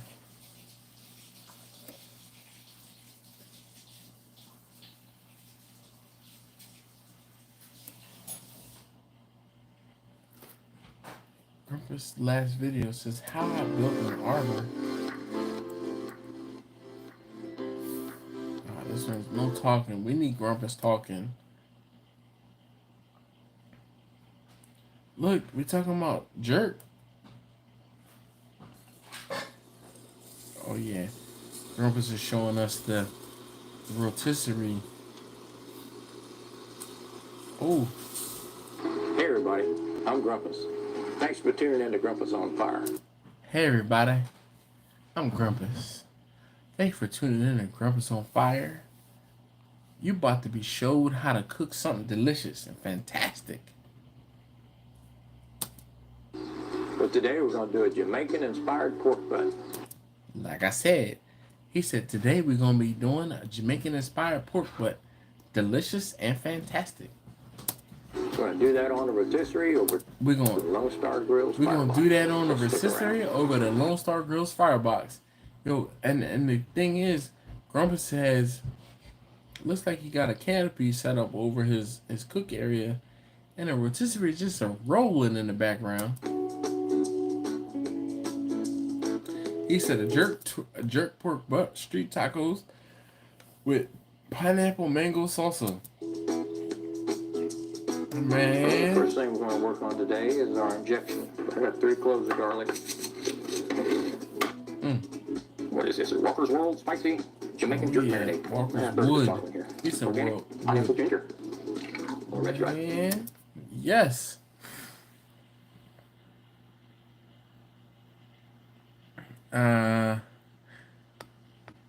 Grumpus says, I appreciate all you fellas. Yes. Grumpus said, we're gonna paint these happy little ribs with our crimson barbecue glaze. Yeah.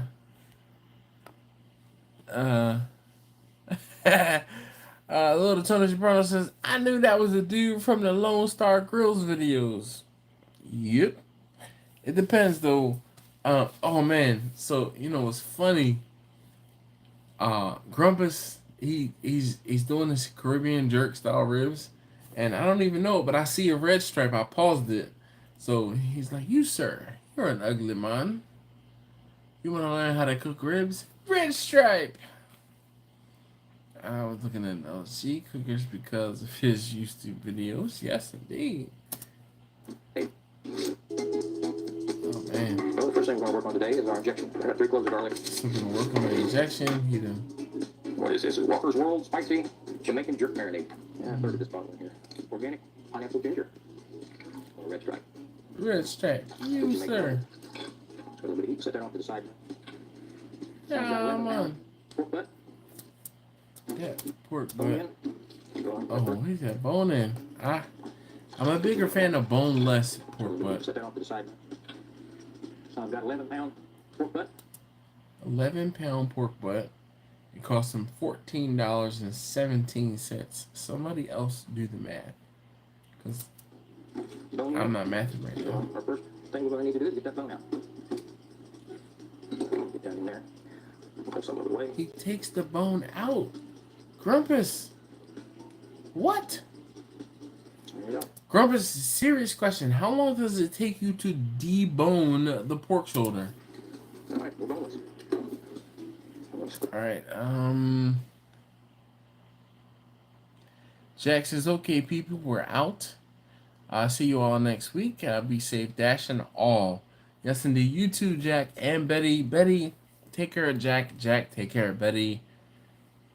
Don't take care of each other. Hey, guys, thank you so very much, as always, for hanging out. Really appreciate you being here. Pull this a little bit. I don't usually do this, but I think this will look nice on you. Rotisserie. Damn. Like to start with a big slip knot. Come down here about it. Grumpus, he scored the hell out of that meat there. Pull that up pretty tight. Look good, too. Fold those edges. Fold those sides up.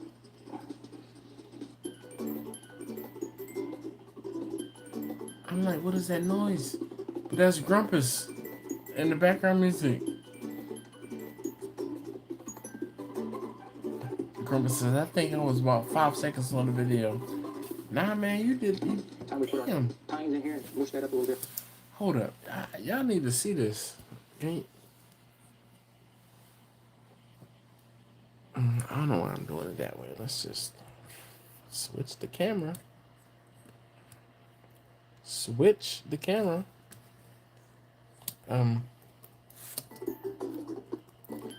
Grumpus, he's doing his thing. This a little bit. So he scored. That knife that he's using has to be hella sharp, because All right, we're boneless. man, This a little bit. I don't usually do this, but I think this will look nice on you. Rotisserie. Like to start with a big slip knot. dude, that's ridiculous. Down here about an inch or two from the end. Pull that up pretty tight. Yeah, we can fold those edges. Fold those sides up. Grumpus is doing his thing right there. Yo, movie magic.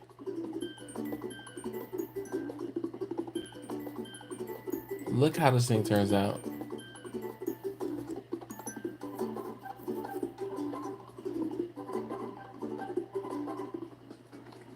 Time we put our That looked tines like in here, something we'll professional fold right there.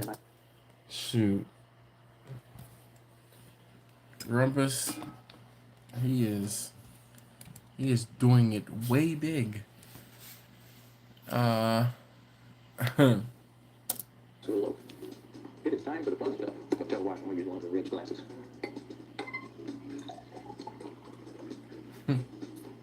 I'm telling. He said that's the Worcester fillet handle. There we go. Good Got a little glass in golly. there. We're going to take this big old bowl, and I've got a oven bag that we're going to slip this meat into. And we'll put it in that bowl so it can sit in the refrigerator overnight. Here we go, it fit. We're going to So take he about has 4 cloves of garlic. marinated it again, and now he's making a sauce, I guess, And this is going in the marinade, so it doesn't have to be pretty, it doesn't have to be sliced. or the marinade. We want to put the seed in there, how's that? I got some ginger, don't need to peel it. Slice it up, get it in there. I've got some thyme. Rest of our jerk marinade. Dump it in there. The last half of that beer, dump it in there. Put some more pineapple ginger in here. I gotta give that a little taste. Yep. Take our marinade that we've got, put it all in this bag. There's a lot of stuff in that Put it in marinade. the bag so I can pull a bunch of air out of it. Keep this stuff tight up against the meat. And then we can turn it every few hours to make sure everything gets touched. Nice thing about those other bags, they are tough. Got us a good tight knot. Now I'm still holding that knot. I'll pinch that shut, but I don't trust it. But we got all that goodness floating around in there, kind of moving the socket a little bit. Hopefully y'all can hear Grumpus. Season we're gonna put on this. So there we go. He said let it sit overnight Well, it's 8 o'clock. with the Next jerk one. seasoning. I have Alright, oh man. Alright guys, we are past 2.5 hours. Whew, goodness gracious. Thank you for hanging out. Thank you for being a part. And thank you for watching. Mark said Grumpus. Nice, but next time talk to me. Yeah. Grumpus says I'm putting y'all to sleep. Well, what's put me to sleep is the fact that I've been up since 6 o'clock. Actually, I've been at my, I won't say at my desk, but I've been here since 6 o'clock. I was still getting ready prior to 6 o'clock. Goodness. Mm, mm, mm, mm.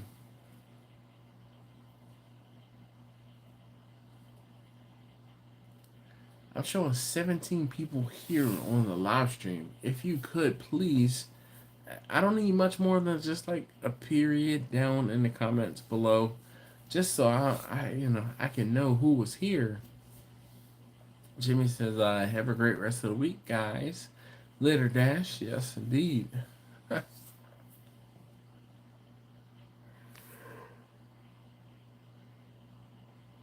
Marlon said, 25 minutes until my birthday. T minus 25 minutes. Oh, goodness.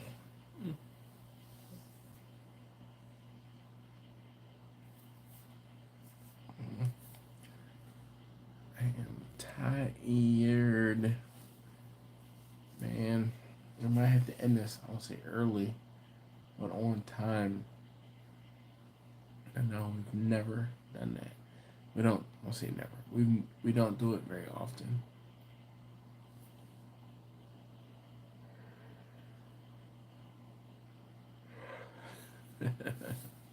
Sure enough.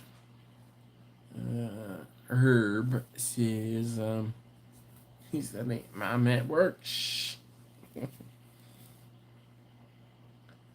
I feel like we'll be finding spaghetti and all types of other things in the stream. Herb says at work. Shh. Well, the good thing is my work is right here, but I still have to be logged on at 6 a.m. And 6 a.m. comes fast. Speaking of which, I'm going to go ahead and end it here. We had a 2.5 hour live stream. Definitely appreciate you guys. Really could not do YouTube and podcasting without you guys showing support, listening, and kind of going from there. So, thanks again, and I'm gonna end this live stream, and you guys can watch further elsewhere.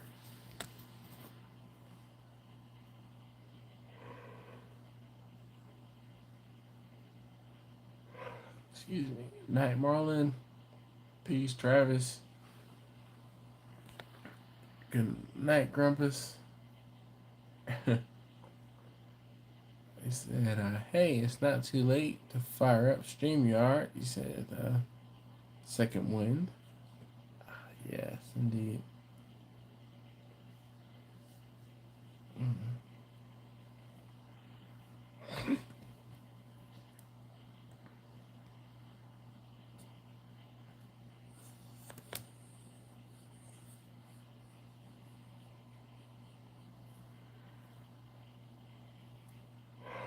Excuse me. Grumpy says, good night, everyone. Yes, indeed.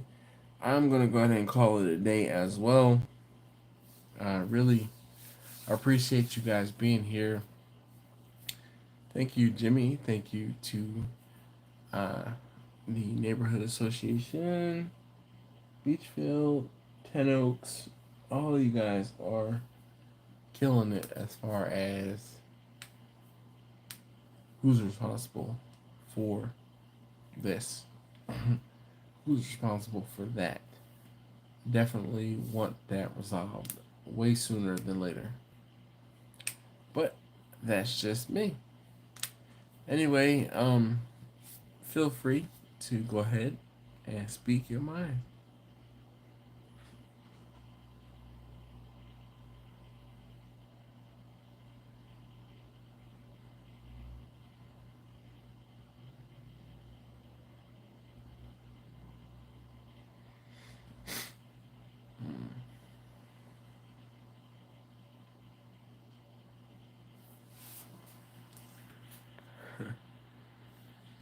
Jerry says barbecue beer and freedom. Yeah, D-Dub says I was here.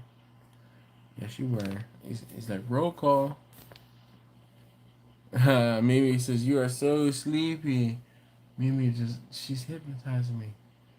You are so sleepy. Yes, indeed I am. I fell asleep a few moments ago. Trevor says, man is sleeping live. Go to bed. I am going to go to bed soon. And I can't go to bed right away. But anyway, I'm going to end the live stream now. We are at 2 hours and 40 minutes. If you were here, don't give it away as to what happened. But, it happens to the best of us. Anyway, thank you guys so very much, as always, for watching. Hopefully I wasn't snoring too loud.